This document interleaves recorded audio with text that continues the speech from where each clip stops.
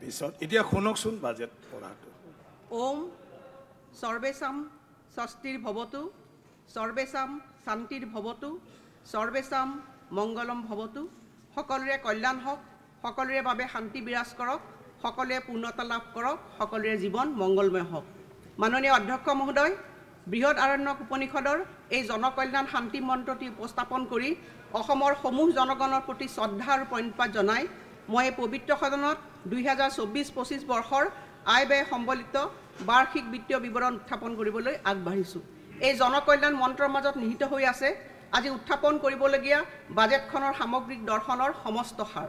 মাননীয় মুখ্যমন্ত্ৰী ডাক্তৰ হিমন্ত বিশ্ব শৰ্মা ডাঙৰীয়াৰ নেতৃত্বত মই উত্থাপন কৰা এইখন চতুৰ্থ বাজেট। সুশাসনৰ মহৎ উদ্দেশ্যক সাৰথি কৰি সবকা সাথ সবকা বিকাশ, সবকা বিশ্বাস, সবকা প্ৰয়াস নীতিৰে এখন সমৃদ্ধিশালী, আত্মবিশ্বাসী আৰু আত্মনিৰ্ভৰশীল অসম গঢ়াৰ লক্ষ্য লৈ আমি আমাৰ যাত্ৰা আৰম্ভ কৰিছিলোঁ। মই পবিত্ৰ সদনক জনাবলৈ পাই অত্যন্ত আনন্দ আৰু গৌৰৱ অনুভৱ কৰিছোঁ যে বহুমাত্ৰিক দৰিদ্ৰতা সূচাংক মাল্টি ডাইমেনশ্যনেল পভাৰ্টি ইণ্ডেক্স সম্পৰ্কীয় নীতি আয়োগৰ প্ৰতিবেদন অনুসৰি যোৱা 9 বছৰত অসমত 80.36 লাখ জনসাধাৰণক দৰিদ্ৰতাৰ পৰা উত্তৰণ ঘটোৱা হৈছে। দৰিদ্ৰৰ সংখ্যাৰ হাৰ 2013-14 বৰ্ষৰ 36.97% পৰা 2022-23 বৰ্ষৰ 14.47%লৈ ব্যাপক হাৰত হ্ৰাস পাইছে। এই ইতিহাসক বাৰ্তা উল্লেখেৰে ভাৰতৰ মাননীয় প্ৰধানমন্ত্ৰী শ্ৰী নৰেন্দ্ৰ মোদী ডাঙৰীয়াক 75 সংখ্যক স্বাধীনতা দিৱসত দেশৰ জনসাধাৰণৰ চেতনালৈ অমৃতকালৰ ধাৰণাটো সঞ্চাৰ কৰাৰ বাবে মই তেখেতক ধন্যবাদ জনাইছোঁ। অমৃতকাল হৈছে মোদী ডাঙৰীয়াৰ নতুন ভাৰত গঢ়াৰ এক সপোন। মাননীয় প্ৰধানমন্ত্ৰী ডাঙৰীয়াই দেশৰ 75 সংখ্যক স্বাধীনতা দিৱসৰ পৰা স্বাধীনতাৰ শতবৰ্ষ পৰ্যন্ত 25 বছৰীয়া কালছোৱাক স্বাধীনতাৰ অমৃতকাল হিচাপে নামাঙ্কিত কৰিছে। এই অমৃতকাল হৈছে 2047 বৰ্ষত ভাৰতবৰ্ষক এখন বিকশিত আৰু সমৃদ্ধ ৰাষ্ট্ৰত পৰিণত কৰাৰ প্ৰস্তুতিকাল। এই অমৃত স্বপ্ন হৈছে আগন্তুক 25 বছৰত দেশৰ দ্ৰুত উন্নয়ন, উন্নত জীৱন যাপন, প্ৰযুক্তিগত আৰু আন্তঃগাঁথনিগত ভেটিৰ সবলীকৰণ আৰু ভাৰতীয় অৰ্থনীতিৰ প্ৰতি সমগ্ৰ বিশ্বৰ আস্থা পুনৰ প্ৰতিষ্ঠা কৰাৰ জৰিয়তে ভাৰতীয় অৰ্থনীতিৰ সকলো খণ্ডৰ পুনৰ উজ্জীৱিতকৰণ।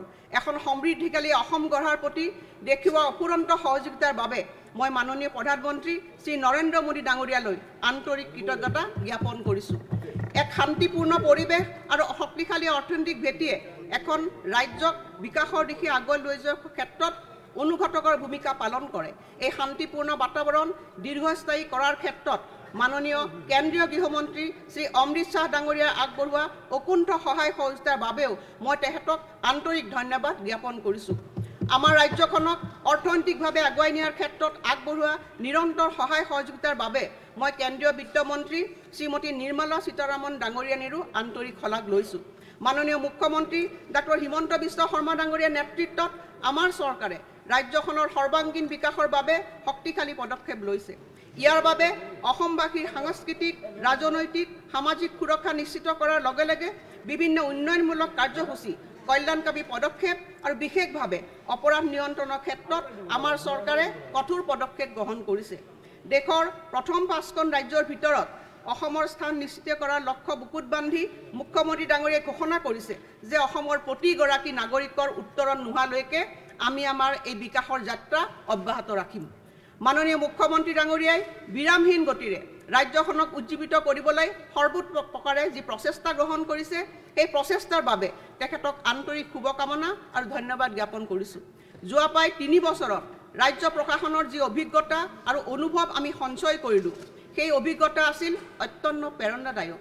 এই অভিজ্ঞতাসমূহে ৰাজ্যখনৰ সামগ্ৰিক বিকাশ আৰু প্ৰগতিৰ অৰ্থে অধিক আত্মবিশ্বাসেৰে আগুৱাই যোৱাৰ বাবে আমাক সাহস যোগাইছে। আমি দেখিছোঁ যে জন অংশীদাৰিত্বৰে সমৃদ্ধ আৰু অধিক শক্তিমান হৈ অসম চৰকাৰ আৰু ৰাজ্যখনৰ জনসাধাৰণে আজি তীব্ৰ গতিৰে বিকাশৰ দিশে ধাৱমান হৈছে। সমাজৰ প্ৰতিটো স্তৰৰ এনে সৰ্বাত্মক জন অংশীদাৰিত্বই হৈছে আমাৰ চৰকাৰৰ কাম কৰাৰ অফুৰন্ত প্ৰেৰণাৰ উৎস। অসমৰ বিকাশৰ এই যাত্ৰাত আমাৰ চৰকাৰৰ মূল মন্ত্ৰ হৈছে আত্মনিৰ্ভৰ অসম। বিগত সময়ত বিভিন্ন সফলতা আৰু প্ৰাপ্তিৰ আধাৰত আমি এখন আত্মনিৰ্ভৰ অসমৰ বুনিয়াদ গঢ়াৰ প্ৰেৰণা লাভ কৰিছোঁ। এনে এক প্ৰেৰণাৰ দলিল হৈছে আজি মই উত্থাপন কৰা এই বাজেটখন। এই বাজেটত আপোনালোকে এখন আত্মবিশ্বাসী আৰু আত্মনিৰ্ভৰ অসমৰ প্ৰত্যাখ্যা দেখা পাব আৰু এই প্ৰতিচ্ছবি আৰু প্ৰত্যাখ্যা লৈ মই বাজেটখনৰ গভীৰলৈ প্ৰৱেশ কৰিব বিচাৰিছোঁ ৰাইজৰ আস্থাৰ 3 বছৰ মাননীয় অধ্যক্ষ মহোদয় অসমৰ বিকাশ আৰু প্ৰগতিৰ সকলো গুৰুত্বপূৰ্ণ দিশতে বিগত 3 বছৰৰ সময়ছোৱাত ৰাজ্যখনত উল্লেখযোগ্য অগ্ৰগতি পৰিলক্ষিত হৈছে শান্তি উদ্ভাৱনীমূলক শাসন ব্যৱস্থা মূল আন্তঃনিগত উন্নয়ন সামাজিক আন্তঃগাঁথনি তথা সবলীকৰণ আৰু সাংস্কৃতিক নৱজাগৰণৰ ক্ষেত্ৰত ৰাজ্যখনে নতুন মাত্ৰা লাভ কৰিছে এই ক্ষেত্ৰত যোৱা 5 ফেব্ৰুৱাৰী 2024 তাৰিখে অসমৰ মাননীয় ৰাজ্যপাল মহোদয়ে এই পবিত্ৰ সদনত প্ৰদান কৰা ভাষণত আমাৰ চৰকাৰৰ গুৰুত্বপূৰ্ণ উন্নয়নমূলক আঁচনিসমূহৰ সফলতা আৰু অগ্ৰগতি সম্পৰ্কে উল্লেখ কৰিছে অৰ্থনৈতিক দৃষ্টিভংগী 2020 বৰ্ষৰ কোভিড-19 মহামাৰীৰ নেতিবাচক প্ৰভাৱ সত্ত্বেও পৰৱৰ্তী সময়ত ভাৰতৰ অৰ্থনীতিয়ে ক্ৰমান্বয়ে বিকাশৰ দিশত আগবাঢ়িছে আৰু 2023 বৰ্ষত দেশৰ অৰ্থনীতিয়ে মুঠ ঘৰুৱা উৎপাদন 3.7 ট্ৰিলিয়ন আমেৰিকান ডলাৰৰ সীমা স্পৰ্শ কৰিছে আমি গৌৰৱ অনুভৱ কৰিছোঁ যে ভাৰতবৰ্ষ এতিয়া বিশ্বৰ 5ম বৃহত্তম অৰ্থনীতি দেশ হিচাপে পৰিগণিত হৈছে বৰ্তমানৰ বিকাশৰ হাৰেৰে দেশৰ অৰ্থনীতিয়ে 2027 চনৰ ভিতৰত 5 ট্ৰিলিয়ন আমেৰিকান ডলাৰৰ সীমা স্পৰ্শ কৰিব বুলি আশা কৰা হৈছে বিশ্বৰ 5খন বৃহত্তম অৰ্থনীতি দেশৰ ভিতৰত ভাৰতে চলিত মূল্যত মুঠ ঘৰুৱা উৎপাদনৰ ক্ষেত্ৰত সৰ্বোচ্চ প্ৰক্ষেপিত বৃদ্ধিৰ হাৰ বহন কৰিছে অৱশ্যে ৱৰ্ল্ড ইকনমিক আউটলুক অক্টোবৰ 2023 অনুসৰি গোলকীয় বিকাশৰ হাৰ 2023 বৰ্ষৰ 3% পৰা 2024 বৰ্ষত 2.9%লৈ নিম্নগামী হোৱাৰ সম্ভাৱনা আছে প্ৰক্ষেপিত পাককলন অনুসৰি 2024-25 বৰ্ষত ৰাজ্যৰ মুঠ ঘৰুৱা উৎপাদন চলিত মূল্যত 6.43 লাখ কোটি টকা হ'ব বুলি আশা কৰা হৈছে আৰু ই হৈছে 2016-17 বৰ্ষৰ মুঠ ৰাজ্যিক ঘৰুৱা উৎপাদন 2.54 লাখ কোটি টকাৰ তুলনাত 150%তকৈ অধিক বৃদ্ধি আগতীয়া প্ৰাককলন অনুসৰি অসমৰ মুঠ ৰাজ্যিক ঘৰুৱা উৎপাদন চলিত বৰ্ষত 2022 বৰ্ষৰ 4.93 লাখ কোটি টকাৰ বিপৰীতে 15.6% বিকাশৰ হাৰে 2023-24 বৰ্ষত 5.70 লাখ কোটি টকা হোৱাৰ সম্ভাৱনা আছে অসমৰ প্ৰকৃত মুঠ ৰাজ্যিক ঘৰুৱা উৎপাদনৰ স্থিৰ মূল্যত 2022-23 বৰ্ষৰ 3.01 লাখ কোটি টকাৰ বিপৰীতে 5.9% বিকাশৰ হাৰেৰে 2023-24 বৰ্ষত 3.19 লাখ কোটি টকা হোৱাৰ সম্ভাৱনা আছে অধ্যক্ষ মহোদয় এইটো আমাৰ বাবে অতি উৎসাহজনক কথা যে অসমে ৰাষ্ট্ৰীয় বিকাশতকৈ দ্ৰুতভাৱে বিকাশ লাভ কৰি আহিছে অসমৰ অৰ্থনৈতিক বিকাশৰ হাৰ ৰাষ্ট্ৰীয় পৰ্যায়ৰ 16.1%ৰ তুলনাত 2022-23 বৰ্ষত 19.9% হ'ব বুলি অনুমান কৰা হৈছে লগতে মই এই পবিত্ৰ সদনক জনাবলৈ পাই সুখী হৈছোঁ যে ৰাষ্ট্ৰীয় অৰ্থনীতিলৈ ৰাজ্যখনৰ অৰ্থনীতিৰ বৰঙণিৰ পৰিমাণো বৃদ্ধি পাই আহিছে অসমৰ মুঠ ৰাজ্যিক ঘৰুৱা উৎপাদনৰ বৰঙণি চলিত মূল্যত 2016-17 বিত্তীয় বৰ্ষৰ 1.65%ৰ পৰা 2022-23 বিত্তীয় বৰ্ষত 1.81%লৈ বৃদ্ধি পাইছে উল্লেখিত সময়ছোৱাত স্থিৰ মূল্য 2011-12 ৰাষ্ট্ৰীয় মুঠ ঘৰুৱা উৎপাদনলৈ মুঠ ৰাজ্যিক ঘৰুৱা উৎপাদনৰ বৰঙণি 1.64%ৰ পৰা 1.87%লৈ বৃদ্ধি পাইছে একেদৰে ৰাজ্যখনে ইয়াৰ জনমূৰি আয়ৰ ক্ষেত্ৰত দ্ৰুততাৰে বিকাশ লাভ কৰি আহিছে আৰু ই 2023-24 বৰ্ষত বিগত 7 বছৰৰ ভিতৰত প্ৰায় দুগুণতকৈও অধিক হৈছে ৰাজ্যখনৰ জনমূৰি আয় চলিত মূল্যত 2016-17 বৰ্ষৰ 66,330 টকাৰ তুলনাত 2022-23 বিত্তীয় বৰ্ষত 1,20,336 টকা হৈছে আৰু 2023-24 বৰ্ষত ৰাজ্যখনৰ জনমূৰি আয় 1,35,787 টকা হ'ব বুলি অনুমান কৰা হৈছে মুঠ ৰাজ্যিক ঘৰুৱা উৎপাদনৰ প্ৰাককলন আৰু জনমূৰি আয়ৰ সংক্ষিপ্ত বিৱৰণ মই ইয়াত দাখিল কৰিছোঁ বিত্তীয় সামৰ্থ্য বৃদ্ধি মাননীয় অধ্যক্ষ মহোদয় ৰাজ্যখনৰ বাজেট বয় 2015-16 বিত্তীয় বৰ্ষত 41,931 কোটি টকাৰ বিপৰীতে 2022-23 বিত্তীয় বৰ্ষত 1,27,283 কোটি টকালৈ বৃদ্ধি পাইছে লক্ষণীয়ভাৱে ৰাজ্যখনৰ মূলধনী বয় 2015-16 বিত্তীয় বৰ্ষৰ পৰা 2,991 কোটি টকাৰ পৰা 2022-23 বিত্তীয় বৰ্ষত 16,338 কোটি টকালৈ বৃদ্ধি পাইছে অসমে নিৰ্দিষ্ট মূলধনী প্ৰকল্পসমূহৰ বাবে গ্ৰাম্য অৰ্থনীতি উন্নয়ন পুঁজি আৰু বহি সাহায্যপ্ৰাপ্ত প্ৰকল্পসমূহৰ পুঁজি সফলতাৰে সদব্যৱহাৰ কৰিছে। বিগত 5 বছৰত গ্ৰাম্য অৰ্থনীতি উন্নয়ন পুঁজি আৰু বহি সাহায্যপ্ৰাপ্ত প্ৰকল্প EAPৰ অধীনত মূলধনী ব্যয়ৰ বাবে আহৰণ কৰা পুঁজিৰ ক্ষেত্ৰত যথাক্ৰমে 177% আৰু 437% বৃদ্ধি পৰিলক্ষিত হৈছে। গ্ৰাফৰ সহায়ত এই কথাখিনি তলত দেখুওৱা হৈছে। বৰ্তমান ৰাজ্যখনত 37,700 কোটি টকাৰ প্ৰকল্প ব্যয় সাপেক্ষে 18টা প্ৰকল্পৰ কাম চলি আছে আৰু 20,364 কোটি টকা প্ৰকল্প ব্যয় সাপেক্ষে 8টা বহি সাহায্যপ্ৰাপ্ত প্ৰকল্পৰ কাম হাতত লোৱা হৈছে। 58,034 কোটি টকা ব্যয় সাপেক্ষে প্ৰকল্পসমূহৰ সৈতে বহি সাহায্যপ্ৰাপ্ত প্ৰকল্পসমূহৰ দ্বাৰা লাভান্বিত হোৱা ৰাজ্যসমূহৰ ভিতৰত অসম এক অন্যতম ৰাজ্য। এই প্ৰকল্পসমূহৰ তালিকাখন পৰিশিষ্ট ক আৰু খত আছে। আমাৰ সামৰ্থ্য বৃদ্ধি আৰু বিভিন্ন পৰ্যায়ত সুসমন্বয় সাধনৰ বাবে বিগত 4 বছৰত মূলধনী বিনিয়োগ আঁচনিৰ বাবে ৰাজ্যসমূহলৈ আগবঢ়োৱা বিশেষ সাহায্য আৰু ভাৰত চৰকাৰৰ পৰা লাভ কৰা 50 বছৰৰ সুদবিহীন ঋণৰ দ্বাৰা অসম চৰকাৰ যথেষ্ট উপকৃত হৈছে। বিগত 4 বছৰত এই আঁচনিৰ অধীনত অসমলৈ মুকলি কৰি দিয়া পুঁজিৰ পৰিমাণ 10 গুণতকৈ অধিক বৃদ্ধি হৈছে। আমি অসমে প্ৰায় 10,006 কোটি টকা পাবলৈ সক্ষম হৈছোঁ। লোক নিৰ্মাণ বিভাগৰ বাজেটৰ অধীনত শিক্ষা, নিৰ্মাণ, স্বাস্থ্য, গৃহ বিভাগ আৰু পথৰ বাবে গোলকীয় শিতান গ্লোবেল হেড গঠনৰ পৰিপ্ৰেক্ষিতত অসমত মূলধনী ব্যয়ৰ ক্ষেত্ৰত অভূতপূৰ্ব বৃদ্ধি পৰিলক্ষিত হৈছে আৰু এই ব্যৱস্থাই প্ৰকল্পসমূহৰ বাবে পৰ্যাপ্ত বাজেটৰ উপলব্ধতা আৰু পুঁজিৰ আগতীয়া অনুমোদন মুকলি কৰি দিয়াটো সুনিশ্চিত কৰিছে। ইয়াৰ সৈতে নতুন বিত্তীয় গাঁথনি আৰু ৰাজ্যৰ স্ব-অগ্ৰাধিকাৰপ্ৰাপ্ত উন্নয়নমূলক আঁচনি SOPD সমূহৰ বাবে সন্মতি প্ৰদান কৰিবলৈ অতিৰিক্ত মুখ্য সচিব পৰ্যায়ৰ বিষয়াৰ অধীনত সমিতি গঠন, প্ৰশাসনীয় বিভাগ আৰু সঞ্চালকালয়সমূহলৈ অধিক বিত্তীয় ক্ষমতা প্ৰদানে বাজেটত ধাৰ্য কৰা সামগ্ৰিক ধন ব্যৱহাৰৰ ক্ষেত্ৰত বৃহৎ অৰিহণা যোগাইছে। ইয়াৰ লগতে ক্ৰয় সংস্কাৰসমূহে চৰকাৰী ব্যয়ৰ মান উন্নত কৰিছে। ই ক্ৰয় ব্যৱস্থাৰ অধীনত প্ৰকাশিত নিবিদাৰ মূল্য 2017-18 বিত্তীয় বৰ্ষৰ 9,100 কোটি টকাৰ পৰা 2022-23 বিত্তীয় বৰ্ষত 41,800 কোটি টকালৈ বৃদ্ধি পাইছে।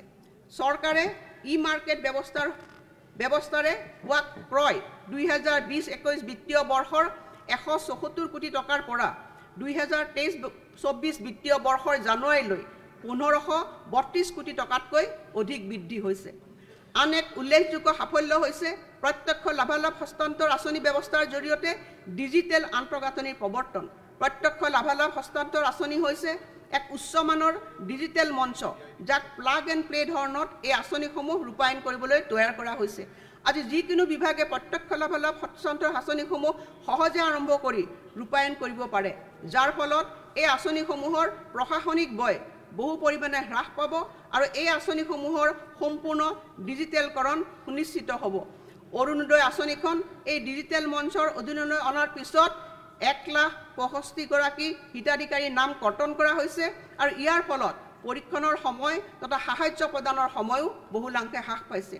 এই বৰ্ষটো আমি এখন বাস্তৱসন্মত বাজেট প্ৰস্তুত কৰাৰ ওপৰত গুৰুত্ব প্ৰদান কৰিছোঁ, যিখন বাজেটে এহাতে ৰাজ্যৰ নাগৰিকসকলৰ প্ৰকৃত আশা আকাংক্ষা পূৰণ কৰিব পাৰে আৰু আনহাতে মুদ্ৰাস্ফীতি এৰাই চলিব পাৰে। সকলো বিভাগে যাতে বাজেটত আবণ্টিত ধন সম্পূৰ্ণৰূপে ব্যৱহাৰ কৰিব পাৰে, সেয়া হৈছে আমাৰ প্ৰয়াস। এই বাস্তৱসন্মত বাজেটখনৰ আন এক বৈশিষ্ট্য হ'ল অনাগত বছৰসমূহত কিছু সংখ্যক সংস্কাৰমূলক ব্যৱস্থাৰ জৰিয়তে ৰাজ্যৰ নিজা উৎসৰ পৰা লাভ কৰা ৰাজহৰ পৰিমাণ বৃদ্ধিত অধিক গুৰুত্ব প্ৰদান কৰা। এই ইতিবাচক অৰ্থনৈতিক দৃষ্টিভংগীৰে বৰ্তমানে চলি থকা ধৈৰ্যবাহী আঁচনিসমূহৰ একত্ৰীকৰণ আৰু উন্নতীকৰণৰ উপৰিও বৰ্তমানৰ বাজেটত অষ্টাদশ মুকুতাৰ উন্নয়নী মালাৰ অধীনত কিছুমান নতুন উদ্ভাৱনীমূলক ধৈৰ্যবাহী আঁচনি ঘোষণা কৰিবলৈ পাই মই আনন্দিত হৈছোঁ। ধৈৰ্যবাহী আঁচনিসমূহ মাননীয় অধ্যক্ষ মহোদয় ভাগৱত গীতাৰ 18টা অধ্যায়ৰ দ্বাৰা অনুপ্ৰাণিত হৈ 2017-18 বৰ্ষত তেতিয়াৰ মাননীয় বিত্তমন্ত্ৰী আৰু বৰ্তমান আমাৰ শ্ৰদ্ধাৰ মুখ্যমন্ত্ৰী ডক্টৰ হিমন্ত বিশ্ব শৰ্মা ডাঙৰীয়াই অষ্টাদশ মুকুতাৰ উন্নয়নী মালাৰ ধাৰণাটো উদ্যাপন কৰিছিল আৰু এই 18খন আঁচনি স্বাভাৱিকতে গতিশীল। আমাৰ সমাজৰ পৰিৱৰ্তিত আৱশ্যকতা অনুসৰি কেতবোৰ সম্পূৰ্ণৰূপে নতুন তথা উদ্ভাৱনীমূলক আৰু কেতবোৰ আঁচনি উন্নীত কৰি সন্নিৱিষ্ট কৰা হৈছে। প্ৰথমে হ'ল মুখ্যমন্ত্ৰী নিযুত মইনা, 10 লাখ ছাত্ৰীক এক নিযুত মইনা, নামভৰ্তিৰ ক্ষেত্ৰত উদগনি হিচাপে বিত্তীয় অনুদান আগবঢ়োৱা হ'ব, যাতে তেওঁলোকে উচ্চতৰ মাধ্যমিক, স্নাতক আৰু স্নাতকোত্তৰ পৰ্যায়লৈ অধ্যয়ন অব্যাহত ৰাখিব পাৰে। এই পদক্ষেপে বাল্য বিবাহ ৰোধ কৰাৰ ক্ষেত্ৰত চৰকাৰে গ্ৰহণ কৰা অভিযানক সবল কৰি তুলিব। শাস্তিমূলক আৰু নিয়ন্ত্ৰণমূলক ব্যৱস্থা গ্ৰহণ কৰাৰ উপৰি এগৰাকী কন্যাই কেতিয়া বিবাহ বহিব সেইটো সিদ্ধান্ত ল'বলৈ তেওঁক আমি সক্ষম কৰি তুলিব লাগিব। যদি 10 লাখ কন্যাক স্নাতক আৰু স্নাতকোত্তৰ শ্ৰেণীলৈ অধ্যয়ন কৰিবলৈ উৎসাহ যোগাব পৰা যায়, তেতিয়া প্ৰৱেশিকা পৰীক্ষাত উত্তীৰ্ণ হোৱাৰ পিছত শিক্ষা লাভ কৰা শিক্ষিত যুৱক যুৱতীৰ হাৰ বৃদ্ধি কৰিব পৰা যাব। যিকোনো চৰকাৰী মহাবিদ্যালয় শিক্ষানুষ্ঠানত অধ্যয়ন কৰি থকা ছাত্ৰীসকলে এই সুবিধা লাভৰ বাবে যোগ্য বিবেচিত হ'ব। আৰু দ্বিতীয়তে বিবাহ পাশত আবদ্ধ হোৱা ছোৱালী এই সুবিধাৰ বাবে যোগ্য বিবেচিত নহ'ব। একাদশ শ্ৰেণীত নামভৰ্তি কৰা প্ৰতিগৰাকী ছাত্ৰীলৈ 10,000 টকা নামভৰ্তিৰ উদগনিমূলক ধন হিচাপে প্ৰদান কৰা হ'ব। একেদৰে স্নাতক পাঠ্যক্ৰমৰ প্ৰথম বৰ্ষত নামভৰ্তি কৰা ছাত্ৰীসকললৈ গাইপতি 12,500 টকাকৈ প্ৰদান কৰা হ'ব। স্নাতকোত্তৰ পাঠ্যক্ৰমৰ প্ৰথম বৰ্ষত নামভৰ্তি কৰা প্ৰতিগৰাকী ছাত্ৰীয়ে 15,000 টকা নামভৰ্তিৰ উদগনিমূলক ধন হিচাপে লাভ কৰিব। নিয়ম অনুসৰি বিনামূলীয়া নামভৰ্তি, স্কুটি প্ৰদান ইত্যাদি লেখীয়া বৰ্তমানে প্ৰদান কৰি থকা সুবিধাসমূহৰ ওপৰঞ্চি হিচাপে এই সুবিধা প্ৰদান কৰা হ'ব। মই বাজেটত এই আঁচনিৰ বাবে 240 কোটি টকা ধাৰ্য কৰাৰ প্ৰস্তাৱ দিছোঁ। মাননীয় অধ্যক্ষ মহোদয়, মুখ্যমন্ত্ৰীৰ মহিলা উদ্যমিতা অভিযান। মুখ্যমন্ত্ৰীৰ মহিলা উদ্যমিতা অভিযান হৈছে এক অভিলাষী অভিযান, যাৰ লক্ষ্য হৈছে আমাৰ মহিলাসকলক উদ্যোগী হিচাপে গঢ়ি তোলা। এই অভিযানৰ দুটাৰ উদ্দেশ্য হৈছে অমৃতকালত আমাৰ মহিলা উদ্যোগীসকলৰ আয় বৃদ্ধি কৰা আৰু তেওঁলোকক ব্যৱসায়িকভাৱে সফল কৰা। সমগ্ৰ ৰাজ্যখনতে কেতবোৰ চৰ্ত সাপেক্ষে আমি গ্ৰামাঞ্চলৰ আত্মসহায়ক গোটসমূহৰ প্ৰায় 39,67,743 গৰাকী মহিলা সদস্যলৈ গাইপতি 10,000 টকাকৈ উদ্যমিতা পুঁজি আমি প্ৰদান কৰিম। তেওঁলোকে এই সুবিধা লাভ কৰাৰ পিছত আমি এনে প্ৰতিগৰাকী হিতাধিকাৰীৰ বাবে ন্যূনতম 25,000 টকাকৈ বেংক ঋণ আগবঢ়াবলৈ প্ৰতিশ্ৰুতিবদ্ধ।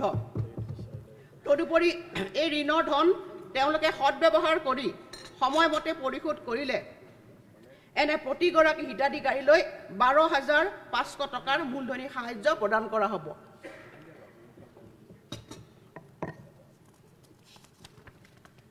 এইদৰে প্ৰতিগৰাকী হিতাধিকাৰীয়ে অনুদান, ৰাজ সাহায্য আৰু ঋণ হিচাপে ন্যূনতম 47,500 টকা লাভ কৰিব। আত্মসহায়ক গোটৰ সদস্যসকললৈ আবেদন প্ৰপত্ৰ বিতৰণৰ কাম ইতিমধ্যে আৰম্ভ হৈছে। মই এই কথা জনাবলৈ পাই সুখী হৈছোঁ যে আমি নগৰ অঞ্চলতো মুখ্যমন্ত্ৰী মহিলা উদ্যমিতা অভিযান নগৰীয়া নামেৰে এই আঁচনিখন ৰূপায়ণ কৰিব বিচাৰিছোঁ। আৰু এই আঁচনিখনে আত্মসহায়ক গোটৰ প্ৰায় 2,50,000 সদস্যক সামৰি ল'ব। মই এই আঁচনিৰ সফল ৰূপায়ণৰ বাবেও পৰ্যাপ্ত পুঁজি আবণ্টনৰ প্ৰস্তাৱ দিছোঁ। অধ্যক্ষ মহোদয়, ইয়াৰ পিছত আহিছোঁ অৰুণোদয়। অৰুণোদয় 2.0 পৰিসৰ বৃদ্ধিৰে অধিক জনসাধাৰণক সামৰি লোৱা। বিগত বৰ্ষৰ সংকল্পৰ লগত সংগতি ৰাখি সমগ্ৰ ৰাজ্যজুৰি অৰুণোদয় 2.0 আৰম্ভ কৰা হৈছিল আৰু এই আঁচনিৰ অধীনত ৰাজ্যখনৰ অন্তোদয় মহিলাসকলৰ উপৰিও তৃতীয় লিংগৰ ব্যক্তি আৰু দিব্যাংগজনে লাভালাভ পোৱাটো নিশ্চিত কৰা হৈছিল। আজি অৰুণোদয় আঁচনিখনে 52 সদস্য থকা পৰিয়ালসমূহক সামৰি লোৱাৰ উপৰিও চেৰিবেল পালচি, থেলাছেমিয়া, হেমোফিলিয়া, কুষ্ঠ বা অটিজিম স্পেক্ট্ৰাম ডিজৰ্ডাৰত ভুগি থকা সদস্যৰ পৰিয়ালসমূহকো সামৰি লৈছে। আজি 27 লাখৰো অধিক হিতাধিকাৰী সামৰি আঁচনিখনৰ পৰিসৰ বৃদ্ধি কৰা হৈছে। হিতাধিকাৰীসকলে প্ৰতি মাহৰ 10 তাৰিখে 1250 টকাকৈ নিজৰ বেংক একাউণ্টত প্ৰত্যক্ষভাৱে লাভ কৰি আহিছে। অধ্যক্ষ মহোদয়, আজি মই এই কথা জনাবলৈ পাই সুখী হৈছোঁ যে এই আঁচনিৰ অধীনত এই বৰ্ষত আমাৰ চৰকাৰে প্ৰায় 2.5 লাখ অতিৰিক্ত হিতাধিকাৰীক সামৰি লোৱাৰ সিদ্ধান্ত লৈছে।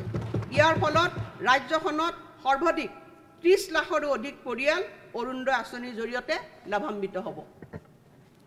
চৰাইদেউ আৰু বিশ্বনাথ জিলাত পাইলট ভিত্তিক অৰুণোদয়ৰ সৈতে ৰেচন কাৰ্ড সংলগ্নকৰণৰ দ্বাৰা ৰাষ্ট্ৰীয় খাদ্য সুৰক্ষা আইনৰ সকলো হিতাধিকাৰী পৰিয়ালে অৰুণোদয় আঁচনিৰ আওতালৈ অনাৰ দিশত প্ৰয়াস চলাম। অভাৱগ্ৰস্তসকলৰ জীৱন যাত্ৰা অধিক সুচল কৰাৰ বাবে চৰকাৰে প্ৰধানমন্ত্ৰী জীৱন জ্যোতি বীমা যোজনা আৰু প্ৰধানমন্ত্ৰী সুৰক্ষা বীমা যোজনাৰ অধীনত অৰুণোদয় হিতাধিকাৰীসকলক বীমা প্ৰদানৰ বিষয়েও বিবেচনা কৰিব। মই এই আঁচনিৰ বাবে বাজেটত ৩,৮০০ কোটি টকা ধাৰ্য কৰিছোঁ। অসম মাইক্ৰ' ফাইনেন্স উদগনি আৰু সকাহ আঁচনি তৃতীয় বৰ্গ।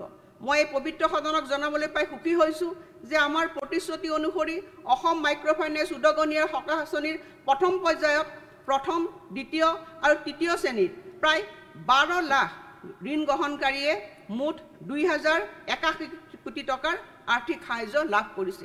2021-22 বৰ্ষত প্ৰথম শ্ৰেণীৰ প্ৰায় 8,19,013 গৰাকীয়ে প্ৰায় 1,493 কোটি টকা, 22-23 বৰ্ষত 107 কোটি টকা, 22-23 বৰ্ষৰ দ্বিতীয় পৰ্যায়ত 97,938 গৰাকীয়ে 190 টকা আৰু 190 কোটি টকা আৰু 23-24 বৰ্ষৰ তৃতীয় পৰ্যায়তো 2,22,949 গৰাকীয়ে প্ৰায় 291 কোটি টকা লাভ কৰিবলৈ সক্ষম হৈছে। মই এই বছৰৰ বাজেটত আমি এই আঁচনিৰ অধীনত তৃতীয় শ্ৰেণীৰ ঋণ গ্ৰহণকাৰী দুখীয়া মহিলাসকলক সাহায্য প্ৰদান কৰিম। 2021 বৰ্ষৰ 31 মাৰ্চলৈ যিসকলৰ account non performing asset NPL পৰিণত হৈছে আৰু 25,001 টকাৰ পৰা 50,000 টকা পৰ্যন্ত মূলধন আদায় দিবলৈ বাকী আছে, তেনে মহিলাক এনে সাহায্য প্ৰদান কৰা হ'ব। আৰু এই আঁচনিৰ বাবে 2024-25 বিত্তীয় বৰ্ষত মই 550 কোটি টকাৰ আবণ্টনৰ প্ৰস্তাৱ ৰাখিছোঁ। মুখ্যমন্ত্ৰীৰ আত্মনিৰ্ভৰ অসম অভিযান মহোদয়, বিগত বৰ্ষত এখন ধৈৰ্যবাহী আঁচনি হিচাপে মুখ্যমন্ত্ৰী স্বনিয়োজন অভিযানৰ বিষয়ে মই ঘোষণা কৰিছিলোঁ। আঁচনিখনে ব্যাপক সঁহাৰি লাভ কৰিছে আৰু প্ৰায় 1,04,000 গৰাকী যুৱক যুৱতীয়ে বিস্তৃত প্ৰকল্প প্ৰতিবেদনসহ আবেদন কৰিছে আৰু চলিত ফেব্ৰুৱাৰী মাহতে বাছনি প্ৰক্ৰিয়া আৰম্ভ হ'ব। ক্ষুদ্ৰ উদ্যোগীসকলে চৰকাৰী অনুদান আৰু সুদবিহীন চৰকাৰী ঋণ সংযুক্তকৰণেৰে কিস্তি আকাৰে 2 লাখ আৰু 5 লাখ টকা লাভ কৰিব। সুদবিহীন চৰকাৰী ঋণ 5 বছৰ পিছত অৰ্থাৎ 61তম মাহৰ পৰা 60টা সমান কিস্তিত পৰিশোধ কৰিব। বাণিজ্য, নিৰ্মাণ সেৱা, খাদ্য সংসাধন, হস্ততাঁত, হস্তশিল্প, কৃষি, পশুপালন, মীন আৰু দুগ্ধ ইত্যাদি লেখীয়া বিভিন্ন খণ্ডৰ প্ৰশিক্ষণ আৰু পৰামৰ্শ প্ৰদান কৰা হ'ব। মুখ্যমন্ত্ৰীৰ সমগ্ৰ গ্ৰাম্য উন্নয়ন যোজনাৰ অধীনত ইয়াৰ বাবদ মই 1,010 কোটি টকা ব্যয় কৰাৰ কাৰণে প্ৰস্তাৱ ৰাখিছোঁ। 1 লাখ প্লাছ নিযুক্তি। অধ্যক্ষ মহোদয়, আমাৰ যুৱক যুৱতীসকলক 1 লাখ চৰকাৰী চাকৰি প্ৰদান কৰিম বুলি আমাৰ চৰকাৰে দৃঢ়তাৰে ঘোষণা কৰিছিল।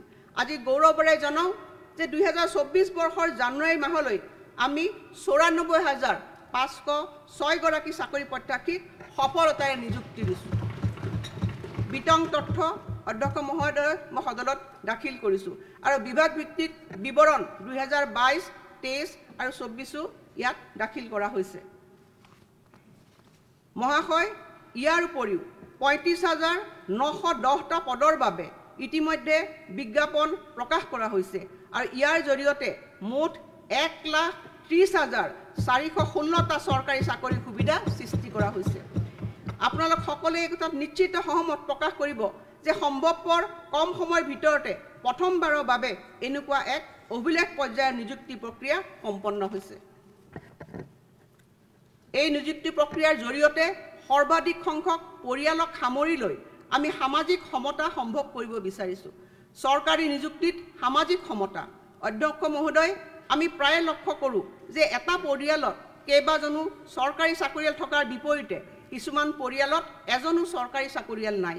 যিমান সম্ভৱ অধিক পৰিয়ালত চৰকাৰী চাকৰিৰ উপস্থিতি নিশ্চিত কৰাৰ জৰিয়তে চৰকাৰী নিযুক্তিত সামাজিক সমতাৰ বাতাবৰণ সৃষ্টি কৰা হ'ব আৰু এনে দৃষ্টিকোণ আগত ৰাখি মই ঘোষণা কৰিবলৈ পাই আনন্দিত হৈছোঁ যে এই নিযুক্তি প্ৰক্ৰিয়া অব্যাহত ৰখাৰ সময়ত আমাৰ চৰকাৰে সামাজিক সমতা প্ৰতিষ্ঠাৰ ওপৰত গুৰুত্ব আৰোপ কৰিব আৰু সেয়েহে আমি যিসমূহ পৰিয়ালত চৰকাৰী বা ৰাজহুৱা খণ্ডত এজনো চাকৰিয়াল নাই তেওঁলোকক সুবিধা দিয়াৰ অৰ্থে সিদ্ধান্ত লৈছোঁ যে তেনে প্ৰাৰ্থীয়ে মুঠ প্ৰাপ্ত নম্বৰৰ সৈতে 5% অতিৰিক্ত নম্বৰ লাভ কৰিব। তৃতীয় আৰু চতুৰ্থ বৰ্গৰ সকলো পদৰ নিয়োগ প্ৰক্ৰিয়াত প্ৰাৰ্থী বাছনিৰ গুণগত মানৰ সৈতে আপোচ নকৰাকৈ এই ব্যৱস্থা কাৰ্যকৰী হ'ব। এই উদ্দেশ্যে আমি চলিত বছৰতে এখন নতুন বিধেয়ক উত্থাপন কৰিম। অধ্যক্ষ মহোদয়, এতিয়া 7 নম্বৰলৈ আহিছোঁ। অধ্যক্ষ মহোদয়, অমৃতকালৰ বাবে প্ৰকল্প। অধ্যক্ষ মহোদয়, এই বৰ্ষত অমৃতকালৰ প্ৰত্যাশা পূৰণৰ অৰ্থে আমি ভৱিষ্যত প্ৰজন্মৰ বাবে অমৃতকালৰ অমৃতপিৰি প্ৰকল্প হাতত লৈছোঁ। এই তালিকাখন তলত উল্লেখ কৰা হৈছে। প্ৰথমতে আছে অধ্যক্ষ মহোদয়, মা কামাখ্যা দিব্যলোক পৰিযোজনা, আৰু এই আঁচনিৰ প্ৰাককলিত ব্যয় হ'ব 498 কোটি টকা। গুৱাহাটী চিকিৎসা মহাবিদ্যালয় হাস্পতালৰ আন্তঃগাঁথনি উন্নয়ন, আৰু ইয়াৰ বাবে 3250 কোটি টকা ধাৰ্য কৰা হৈছে। নেহেৰু ষ্টেডিয়ামক বিশ্বমানৰ ক্ৰীড়াংগন হিচাপে নৱীকৰণ, আৰু ইয়াৰ বাবে 832 কোটি টকা ধাৰ্য হৈছে। অসম ৰাজ্যিক চিৰিয়াখানা গুৱাহাটীৰ আধুনিকৰণ, ইয়াৰ বাবে 311 কোটি টকা 311 কোটি টকা। কনকলতা বৰুৱা বিশ্ববিদ্যালয় গহপুৰ, ইয়াৰ বাবে 554 কোটি টকা ধাৰ্য কৰা হৈছে। উত্তৰ গুৱাহাটীৰ ৰংমহলত গুৱাহাটী উচ্চ ন্যায়ালয়ৰ আধুনিক চৌহদ, আৰু ইয়াৰ মাটি অধিগ্ৰহণ আৰু অধিগ্ৰহণ কৰা প্ৰকল্প ব্যয় সৰ্বমুঠ 110 কোটি আৰু 300 কোটি টকা। অধ্যক্ষ মহোদয়, কাজিৰঙাৰ প্ৰাকৃতিক ইতিহাস সংগ্ৰহালয়, ইয়াৰ বাবে 886 কোটি টকা প্ৰকল্প ব্যয় হ'ব। দীপৰ বিলৰ পুনৰ্জীৱিতকৰণ, দীপৰ বিলৰ পুনৰ্জীৱিতকৰণৰ কাৰণে অধ্যক্ষ মহোদয় মই 100 কোটি টকা ধাৰ্য কৰিছোঁ। মা কামাখ্যা দিব্যলোক পৰিযোজনাৰ বাহিৰে আন সকলো প্ৰকল্প ৰাজ্য চৰকাৰৰ স্ব-অগ্ৰাধিকাৰ উন্নয়ন SOPD আঁচনিৰ অধীনত ৰূপায়ণ কৰা হ'ব। এই সকলো অমৃতকাল প্ৰকল্প 3 বছৰৰ ভিতৰত সম্পূৰ্ণ কৰা হ'ব, আৰু চলিত বৰ্ষতে ইয়াৰ বাবে পৰ্যাপ্ত বাজেট মঞ্জুৰি প্ৰদান কৰা হ'ব। বিকাশ কৰিডৰ সৃষ্টি।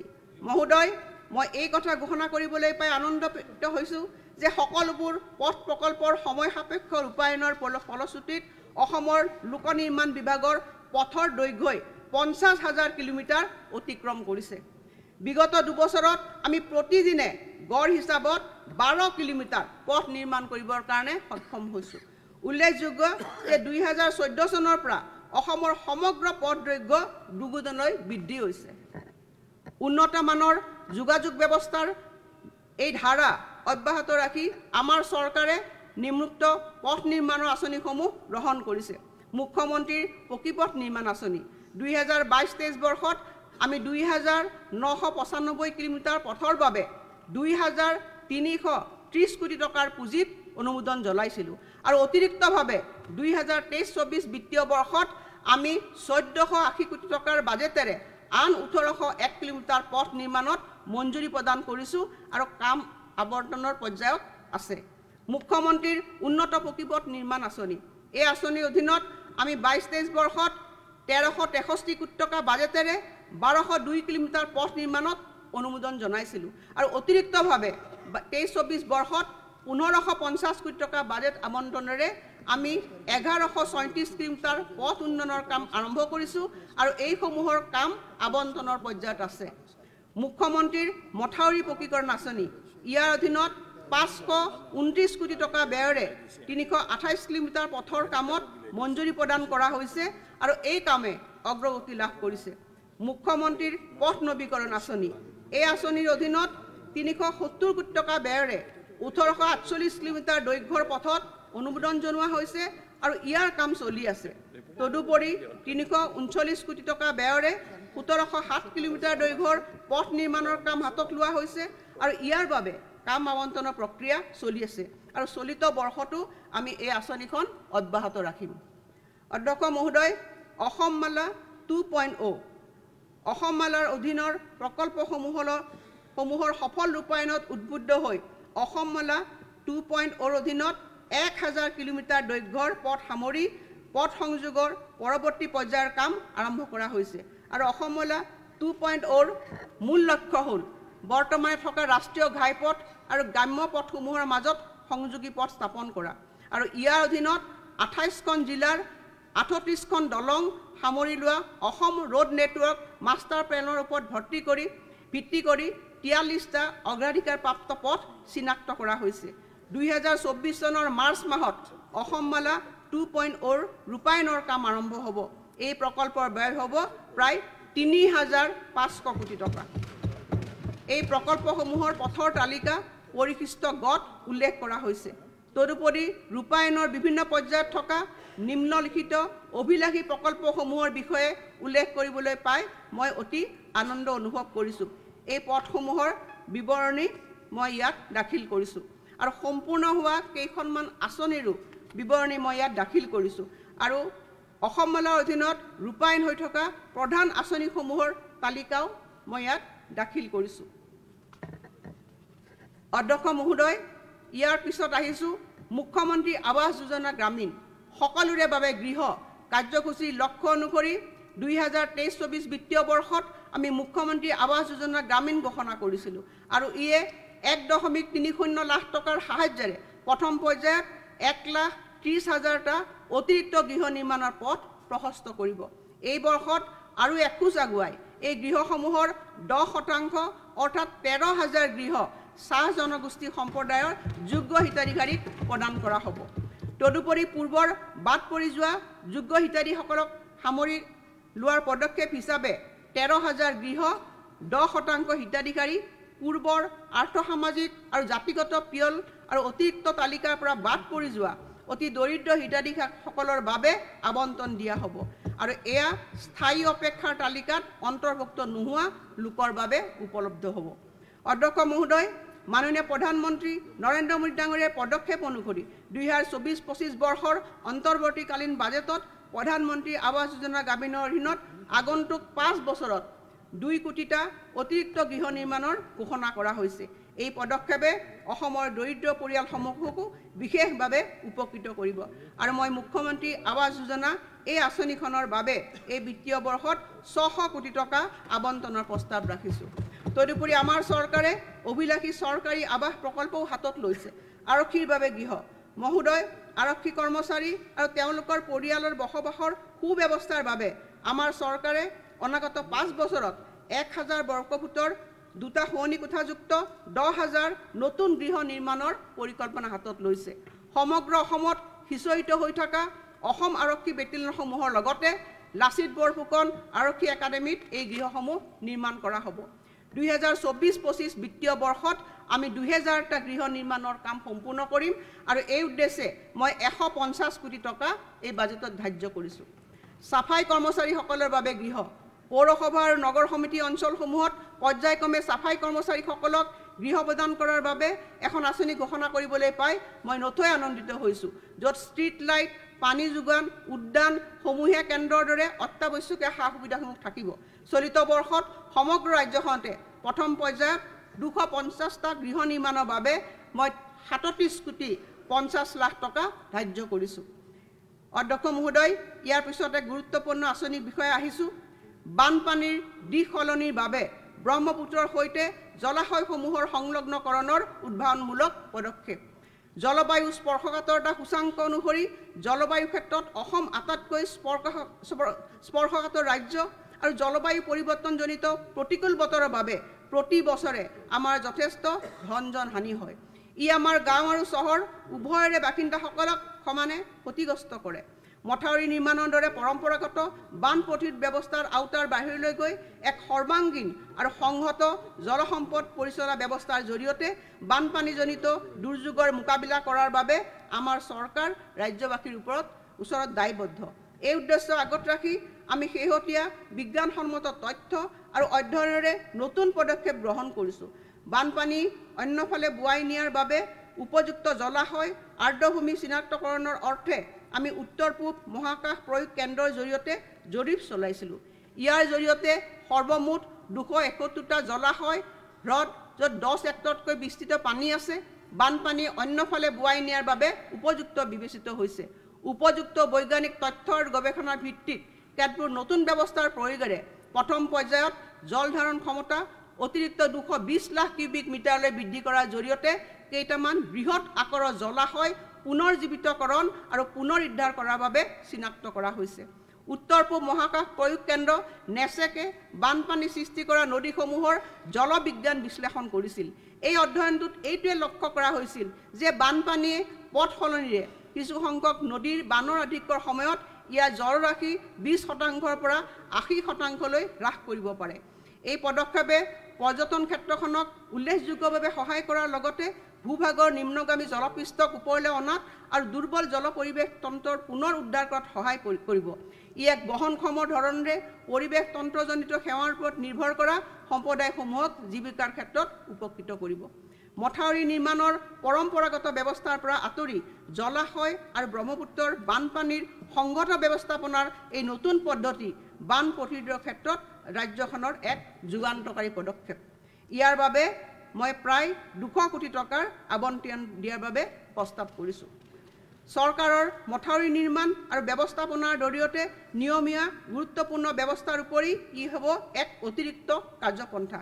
বিগত 3টা বছৰত আমি 204 কিলোমিটাৰ নতুন মথাউৰি নিৰ্মাণ, 1125 কিলোমিটাৰ বৰ্তমানে থকা মথাউৰিৰ উচ্চতা বৃদ্ধি তথা শক্তিশালীকৰণৰ ব্যৱস্থা কৰিছোঁ। ইয়াৰ উপৰিও আমাৰ চৰকাৰে 1000 কিলোমিটাৰ মথাউৰিক পথ মথাউৰিলৈ ৰূপান্তৰ কৰাৰ ব্যৱস্থা কৰিছে। 520 কোটি টকা ব্যয়েৰে 50টা মথাউৰি নিৰ্মাণ উন্নীতকৰণৰ বাবে ইতিমধ্যে প্ৰশাসনিক অনুমোদন দিয়া হৈছে আৰু চলিত বৰ্ষতে এই প্ৰকল্পসমূহৰ ৰূপায়ণৰ কাম আৰম্ভণি হ'ব। অসম অধ্যক্ষ মহোদয়, ইয়াৰ পিছত মই সেউজ অসমৰ বাবে সেউজ বিকাশ আঁচনিলৈ আহিছোঁ। অমৃত বৃক্ষ আন্দোলন অধীনত সমগ্ৰ ৰাজ্যখনতে 53বিধ বাণিজ্যিকভাৱে মূল্যৱান প্ৰজাতিৰ 1 কোটিৰো অধিক গছপুলি ৰোপণ কৰা হৈছে। মোবাইল এপৰ জৰিয়তে 48 লাখৰো অধিক নাগৰিকে নিজৰ নাম পঞ্জীয়ন কৰিছিল আৰু 1.12 কোটি গছপুলি ৰোপণ কৰিছিল। এই জনভাগীদাৰীৰ প্ৰচেষ্টাই বৃক্ষৰোপণ সম্পৰ্কীয় 10টা গিনিছ বিশ্ব অভিলেখ কৰিবলৈ সক্ষম হৈছে। এই বছৰত আমি 3 কোটি গছপুলি ৰোপণ কৰিম আৰু এই উদ্দেশ্যে মই 40 কোটি টকা আবণ্টন ৰাখিছোঁ। নৱীকৰণ শক্তি অসম শক্তি উৎপাদন নিগম লিমিটেড আৰু অইল ইণ্ডিয়া লিমিটেডৰ মাজত নামৰূপত 25 মেগাৱাটৰ সৌৰশক্তি প্ৰকল্পকে ধৰি সেউজ শক্তি উৎপাদন প্ৰকল্পৰ বাবে 4091 কোটি টকাৰ এখন বুজাবুজিৰ চুক্তিৰ স্বাক্ষৰ কৰা হৈছে। ৰাজ্যিক ভিত্তিত নৱীকৰণযুক্ত শক্তি প্ৰকল্পৰ বাবে অসম শক্তি বিতৰণ কোম্পানী লিমিটেডে নেইভেলি লিগনাইট কৰ্পোৰেশ্যন ইণ্ডিয়া লিমিটেড আৰু সতলুজ জল বিদ্যুৎ নিগমৰ সৈতে সমন্বয় স্থাপন কৰিছে। 1000 মেগাৱাট সৌৰশক্তি প্ৰকল্প স্থাপনত ভাৰত চৰকাৰে অনুমোদন দিছে আৰু তদুপৰি 120 মেগাৱাট ক্ষমতা সম্পন্ন নামনি কপিলী জলবিদ্যুৎ প্ৰকল্পৰ কাম চলিত বৰ্ষৰ শেষ ভাগত সম্পূৰ্ণ হ'ব। সেউজ পৰিৱেশ অনুকূল অভ্যাসৰ প্ৰতি ৰাজ্যখনৰ অংগীকাৰ প্ৰদৰ্শন কৰি নতুন বৈদ্যুতিক বাহনৰ পঞ্জীয়ন মাচুল ৰেহাই আৰু মটৰ গাড়ীৰ কৰ 2% হ্ৰাস কৰা হৈছে। যান বাহন স্ক্ৰেপেজ নীতিৰ অধীনত 3000 যান বাহন বিজ্ঞানসন্মতভাৱে ভাঙি পেলোৱা হৈছে। অসম ৰাজ্যিক পৰিবহণ নিগমৰ অধীনত আমি গুৱাহাটী মহানগৰীৰ 100খন CNG বাছ আৰু 200খন বৈদ্যুতিক বাছৰ চলাচল আমি আৰম্ভ কৰিছোঁ। 2024-25 বৰ্ষত আমি গুৱাহাটীত আন 100খন বিদ্যুৎ চালিত বাহনৰ চলাচল আৰম্ভ কৰিম, যাতে মহানগৰীৰ ৰাজহুৱা পৰিবহণ ব্যৱস্থা 100% সেউজ হোৱাৰ লগতে সম্পূৰ্ণৰূপে জীৱাশ্ম ভিত্তিক ইন্ধনমুক্ত হয়। চৰকাৰী ভৱনৰ বিদ্যুৎ ব্যৱস্থাৰ নিৰীক্ষণ মই এই বছৰ চৰকাৰী ভৱনবোৰৰ কাৰ্বন ফুটপ্ৰিণ্ট কমাবৰ বাবে ভৱনবোৰৰ ব্যৱহাৰ্য শক্তি নিৰীক্ষণ কৰাৰ প্ৰস্তাৱ দিছোঁ। ইয়াৰ বাবে মই 10 কোটি টকাৰ প্ৰস্তাৱ ৰাখিছোঁ। ঘৰৰ ছাদত বাধ্যতামূলক সৌৰশক্তি ৰাজ্যখনৰ সকলো নতুনকৈ নিৰ্মাণ হ'বলগীয়া ব্যক্তিগত আৰু চৰকাৰী ভৱনৰ ছাদত সৌৰশক্তি ব্যৱস্থাৰ সুবিধা বাধ্যতামূলক কৰা হ'ব আৰু আমাৰ চৰকাৰে এই উদ্দেশ্যে চলিত বছৰতে এখন আইন প্ৰণয়ন কৰিব। ইয়াৰ পিছত অধ্যক্ষমতে আমি আহিছোঁ চাহ জনজাতি সম্প্ৰদায়ৰ কল্যাণ। আমাৰ ৰাজ্যৰ চাহ শ্ৰমিক সম্প্ৰদায়ৰ উন্নয়নৰ বাবে আমি বিভিন্ন কল্যাণকামী পদক্ষেপ গ্ৰহণ কৰিছোঁ। তাৰ ভিতৰত আছে চৰকাৰী চাকৰিত 3% সংৰক্ষণ, চাহ বাগিচা অঞ্চলৰ গৰ্ভৱতী মহিলাৰ বাবে মজুৰি ক্ষতিপূৰণ আঁচনি। তৃতীয়তে 218খন আদৰ্শ উচ্চ মাধ্যমিক বিদ্যালয় স্থাপন। চতুৰ্থতে হৈছে অধ্যক্ষ মহোদয় মুখ্যমন্ত্ৰী আৱাস যোজনাৰ অধীনত 13,000 আৱাস নিৰ্মাণ। ইয়াৰ পিছত অধ্যক্ষ মহোদয় আছে জল জীৱন অভিযানৰ অধীনত ঘৰে ঘৰে নল যোগে কাৰ্যকৰী পানী যোগান, চাহ বাগিচাৰ পথ উন্নয়ন। তদুপৰি আমাৰ প্ৰতিশ্ৰুতি অনুসৰি এই বৰ্ষত আমি চাহ বাগিচাৰ লাইনত থকা বাগিচা কৰ্মী পৰিয়ালক বকেয়া বিদ্যুৎ মাচুল ৰেহাই প্ৰদান কৰিম আৰু মই ইয়াৰ বাবে বাজেটত ৭৫ কোটি টকা ধাৰ্য কৰিছোঁ।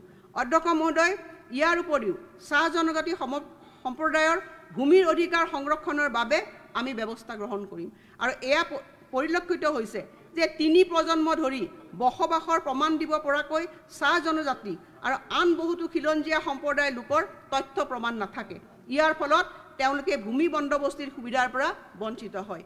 মিছন বসুন্ধৰা 3.0 অধীনত চাহ জনজাতি আৰু কেতবোৰ খিলঞ্জীয়া সম্প্ৰদায়ৰ লোকক ভূমিৰ অধিকাৰ দিবলৈ বসবাসৰ প্ৰমাণপত্ৰৰ প্ৰয়োজনীয়তাৰ ক্ষেত্ৰত শিথিলতা প্ৰদৰ্শন কৰা হ'ব। অধ্যক্ষ মহোদয়, সাংস্কৃতিক পৰিচয় অন্বেষণ, ঐতিহ্য বলয় আৰু খণ্ডৰ সৃষ্টি, বৰপেটা, মাজুলী, বটদ্ৰৱা আৰু নাৰায়ণপুৰৰ আইকনিক আৰু ঐতিহ্যমণ্ডিত স্থানসমূহৰ সাংস্কৃতিক তাৎপৰ্য ৰক্ষা কৰাটো প্ৰাথমিক কৰ্তব্য বুলি আমাৰ চৰকাৰে বিবেচনা কৰে আৰু এই ক্ষেত্ৰত জনজাতি বলয়, খণ্ডৰ আৰ্হিত ঐতিহ্য বলয়, খণ্ড সৃষ্টি কৰি এই স্থানসমূহৰ সুৰক্ষা দিয়াৰ বাবে নিৰ্দিষ্ট পদক্ষেপ গ্ৰহণ কৰাটো আমাৰ লক্ষ্য আৰু সেই অনুসৰি এই স্থানসমূহৰ চৌপাশৰ ভূমি কেৱল খিলঞ্জীয়া লোক প্ৰতিষ্ঠানসমূহলৈ যাতে হস্তান্তৰ কৰিব পাৰি সেয়া নিশ্চিত কৰি আমি এক উপযুক্ত বিধায়ক উত্থাপন কৰিম। কিংবদন্তি শিল্পীৰ সোঁৱৰণত 3টা সাংস্কৃতিক খণ্ডিয়া। অধ্যক্ষ মহোদয়, অসমীয়া সমাজৰ চেতনাত চিৰস্থায়ী প্ৰভাৱ পেলোৱা মহান লোকসকলৰ অৱদানক আমি স্মৰণ কৰিব বিচাৰিছোঁ। ৰাজ্যখনৰ সকলো প্ৰান্তৰ বিভিন্ন প্ৰজন্মৰ শিল্পীসকলক একেলগ কৰি এক সাংগীতিক মূৰ্ছনা সৃষ্টিৰে নিম্নোক্ত প্ৰবাদ প্ৰতিম শিল্পীসকলে আগবঢ়াই যোৱা অৰিহণাক শ্ৰদ্ধা জনাই 3টা নৈশ সাংস্কৃতিক অনুষ্ঠানৰ আয়োজন কৰা হ'ব। ভূপেন হাজৰিকা, যিগৰাকী শিল্পীয়ে শব্দৰ সীমাৰ পৰিধি নেওচি একতাৰ বাণী প্ৰচাৰেৰে আমাক এখন সমন্বয়ৰ সমাজ গঢ়াৰ দিশত অনুপ্ৰাণিত কৰি থৈ গৈছে। জয়ন্ত হাজৰিকা, যিগৰাকী মহান শিল্পীৰ সাংগীতিক সংযোজনে অসমৰ সত্তাক প্ৰতিফলিত কৰে। বিষ্ণু ৰাভা, যিগৰাকী বহুমুখী প্ৰতিভাধৰ শিল্পী তথা সমাজ পৰিৱৰ্তনৰ বাট কটিয়াই আমাৰ সৃজনশীলতাক নিহিত হৈ থকা শক্তিৰ বিষয়ে মনত পেলায় আৰু জ্যোতিপ্ৰসাদ আগৰৱালা, যিগৰাকী মহান ব্যক্তিয়ে চিনেমাৰ কেমেৰাৰ লেন্সেৰে আমাৰ সাংস্কৃতিক বৈভৱক যুগমীয়া কৰি বোলছবি উদ্যোগৰ উত্থানৰ পথ প্ৰশস্ত কৰিছে। অসমীয়া চলচ্চিত্ৰলৈ বিত্তীয় সাহায্য। অসমীয়া চলচ্চিত্ৰক উৎসাহিত কৰিবলৈ আমি পূৰ্ণ দৈৰ্ঘ্যৰ অসমীয়া বোলছবিৰ বাবে 10 লাখ টকাকৈ অনুদান আগবঢ়াব বিচাৰিছোঁ। বিশিষ্ট জুৰিৰে গঠিত মনোনয়নসমূহ পৰীক্ষা কৰি তেওঁলোকৰ পৰামৰ্শসমূহ প্ৰদান কৰিব আৰু অসমীয়া চলচ্চিত্ৰক অধিক প্ৰতিযোগিতামূলক আৰু ব্যৱসায়িক কৰি তোলাই ইয়াৰ লক্ষ্য। তদুপৰি অটল পেঞ্চন যোজনাৰ অধীনলৈ অনাৰ জৰিয়তে মই অসমীয়া চলচ্চিত্ৰ আৰু ভ্ৰাম্যমাণ থিয়েটাৰৰ লগত জড়িত শিল্পী আৰু কলাকুশলীসকলক সাহায্য প্ৰদানৰ প্ৰস্তাৱ ৰাখিছোঁ। আমাৰ চৰকাৰে 5 বছৰৰ বাবে তেওঁলোকে পাবলগীয়া ধনৰ 50% আগবঢ়াব। 50টা নতুন চলচ্চিত্ৰ গৃহলৈ অনুদান। ৰাজ্যখনৰ বোলছবি উদ্যোগক উৎসাহিত কৰাৰ বাবে আমি বেচৰকাৰী সংগঠন, সাংস্কৃতিক সংগঠন, ব্যক্তিগত খণ্ডই প্ৰস্তাৱ দিয়া প্ৰতিটো নতুন চলচ্চিত্ৰ গৃহত 50 লাখ টকাৰ অংশীদাৰী মূলধন অনুদান নমনীয় ঋণ হিচাপে বিনিয়োগ কৰাৰ প্ৰস্তাৱ ৰাখিছোঁ। চলচ্চিত্ৰ গৃহৰ স্থান চৰকাৰে নিৰ্ধাৰণ কৰিব আৰু ইয়াৰ বাবে মই 25 কোটি টকাৰ প্ৰস্তাৱ ৰাখিছোঁ। বিহু সমিতিসমূহলৈ উদগনি। বিগত বৰ্ষত আমাৰ চৰকাৰে 10 বছৰতকৈ অধিক পুৰণি পঞ্জীকৃত বিহু সমিতিসমূহলৈ 1.5 লাখ টকাকৈ প্ৰদান কৰিছে। এই পদক্ষেপ অব্যাহত থাকিব আৰু ইয়াৰ বাবে মই 34.5 কোটি টকাৰ প্ৰস্তাৱ কৰিছোঁ। ইয়াৰ উপৰিও আমি নতুন দিল্লীত এক অভিলেখ সৃষ্টিকাৰী পৰ্যায়ৰ বহাগ বিহু উদযাপনৰো প্ৰস্তাৱ কৰিছোঁ। যোৰহাট চুকাফা সমন্বয় ক্ষেত্ৰলৈ অনুদান।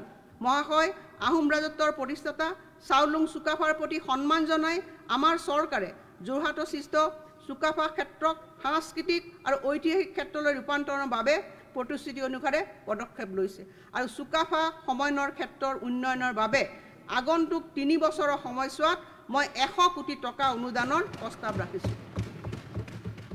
শ্বহীদ কনকলতা বৰুৱা সংগ্ৰহালয়।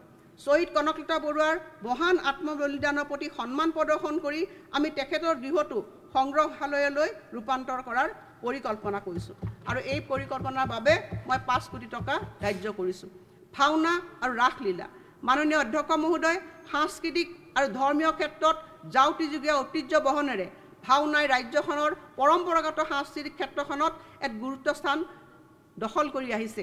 হিন্দু পৌৰাণিক আখ্যানৰ বৰ্ণনাৰে সমৃদ্ধ ভাওনাত নাটক, নৃত্য আৰু সংগীতৰ উপাদানসমূহ সন্নিৱিষ্ট হৈ আছে। এই পৌৰাণিক শিল্পকলাৰ প্ৰসাৰৰ বাবে মই প্ৰতিখন ভাওনা কমিটিলৈ 25,000 টকাৰ এককালীন অনুদান আগবঢ়োৱাৰ প্ৰস্তাৱ ৰাখিছোঁ।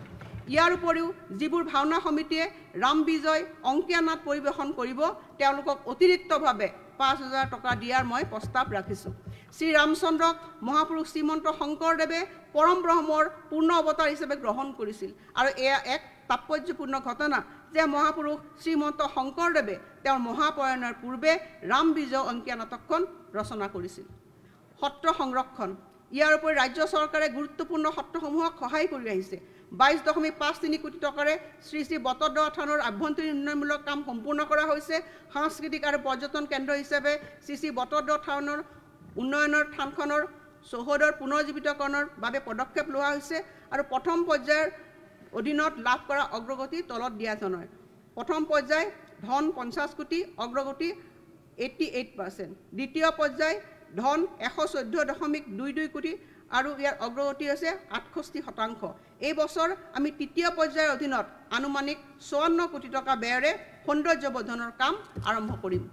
এনেদৰে বটদ্ৰৱা থানক বাহ্যিক আৰু আভ্যন্তৰীণ উন্নয়নৰ বাবে আবণ্টন দিয়া মুঠ পুঁজিৰ পৰিমাণ হৈছে 240 কোটি টকা। বৰপেটা জিলাৰ পবিত্ৰ পাটবাউসী হৈছে অসমৰ বৈষ্ণৱ পৰম্পৰাৰ অন্যতম পীঠস্থান। ই হৈছে মহাপুৰুষ শ্ৰীমন্ত শংকৰদেৱ, শ্ৰী শ্ৰী মাধৱদেৱ, শ্ৰী শ্ৰী দামোদৰদেৱ আৰু শ্ৰী শ্ৰী হৰিদেৱৰ মিলনভূমি। ইয়াতে মহাপুৰুষসকলৰ যুগজয়ী সৃষ্টিৰাজি আৰু আধ্যাত্মিক দৰ্শনে প্ৰাণ পাই উঠিছে।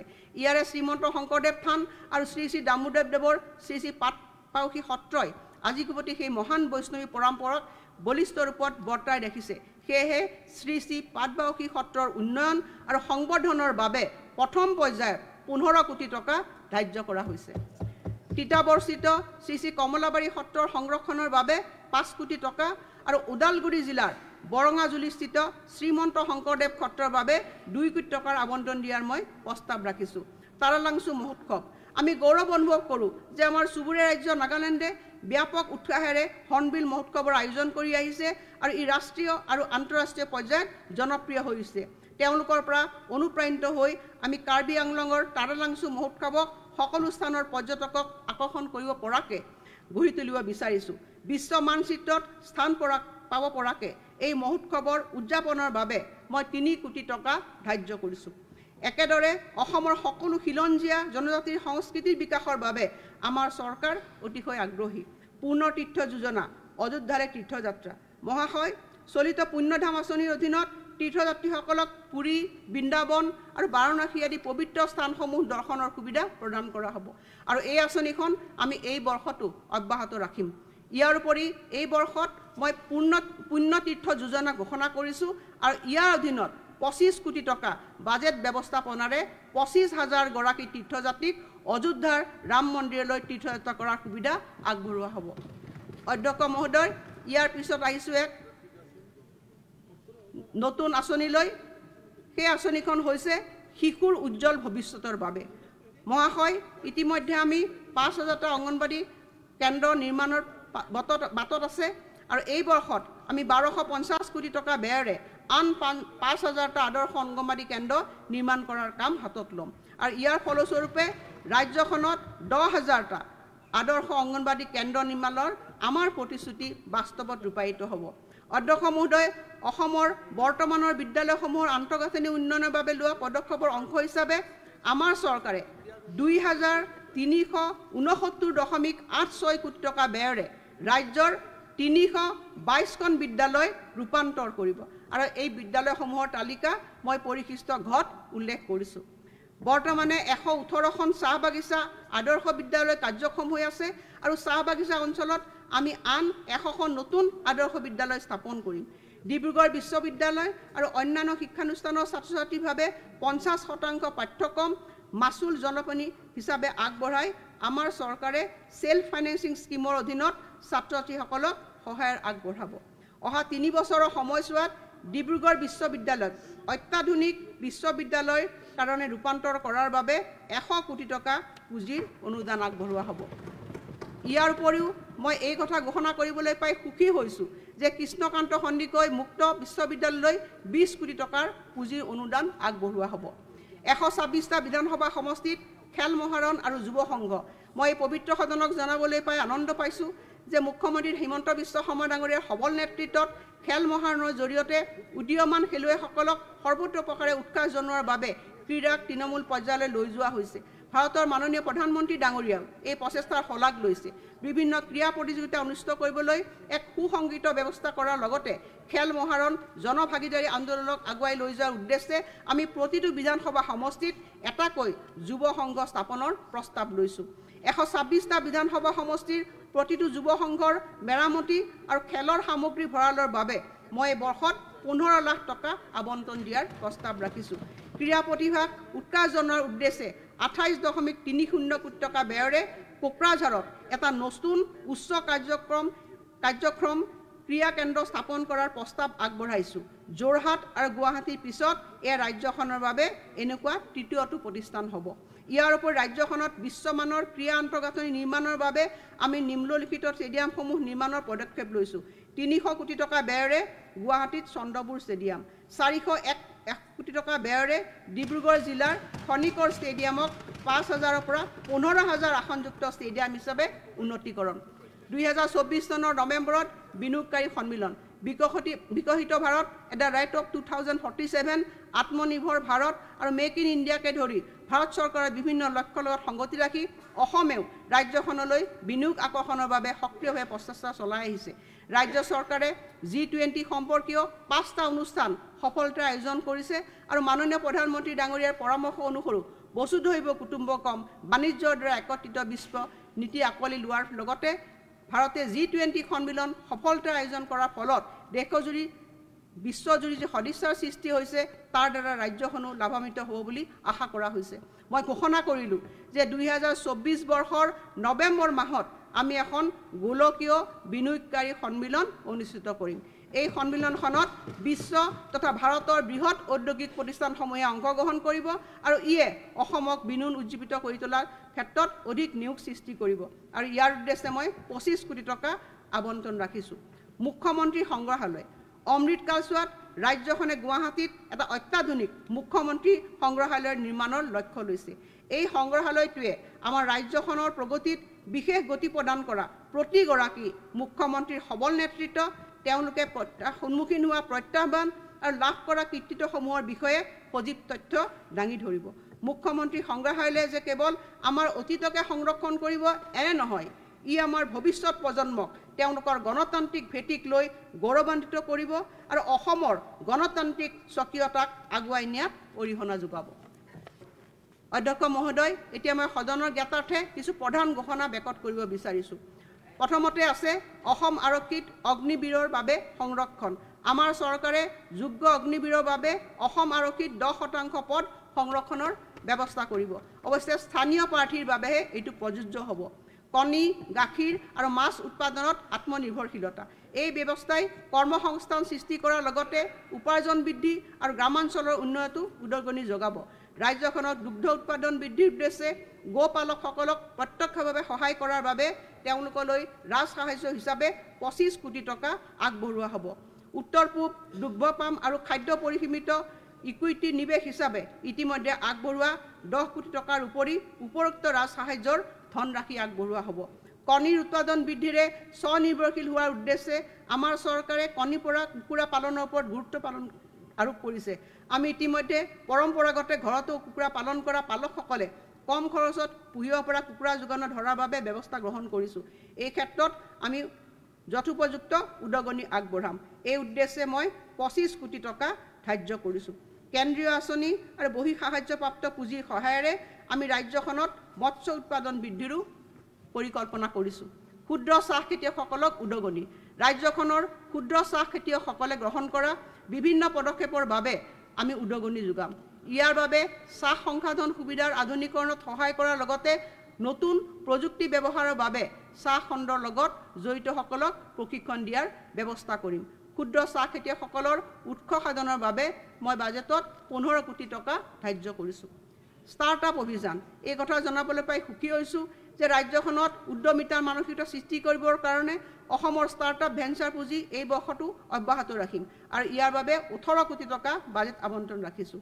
ইয়াৰ উপৰি 5 কোটি টকাৰ আবণ্টিত পুঁজিৰে অসম অভিযান্ত্ৰিক মহাবিদ্যালয়, গুৱাহাটী আৰু যোৰহাট অভিযান্ত্ৰিক মহাবিদ্যালয়ত দুটা নতুন ষ্টাৰ্টআপ ইনকুবেশ্যন হাব স্থাপন কৰা হ'ব। পদ্মশ্ৰী হেমপ্ৰভা চুতীয়া বাসগৃহত প্ৰশিক্ষণ কেন্দ্ৰ স্থাপন। পদ্মশ্ৰী হেমপ্ৰভা চুতীয়াৰ অন্যান্য সৃজনীশীলতা সংৰক্ষণৰ বাবে ডিব্ৰুগড় জিলাৰ মৰাণস্থিত তেওঁৰ বাসগৃহত এটা হস্ততাঁত প্ৰশিক্ষণ কেন্দ্ৰ স্থাপনৰ বাবে আমাৰ চৰকাৰে পৰিকল্পনা কৰিছে।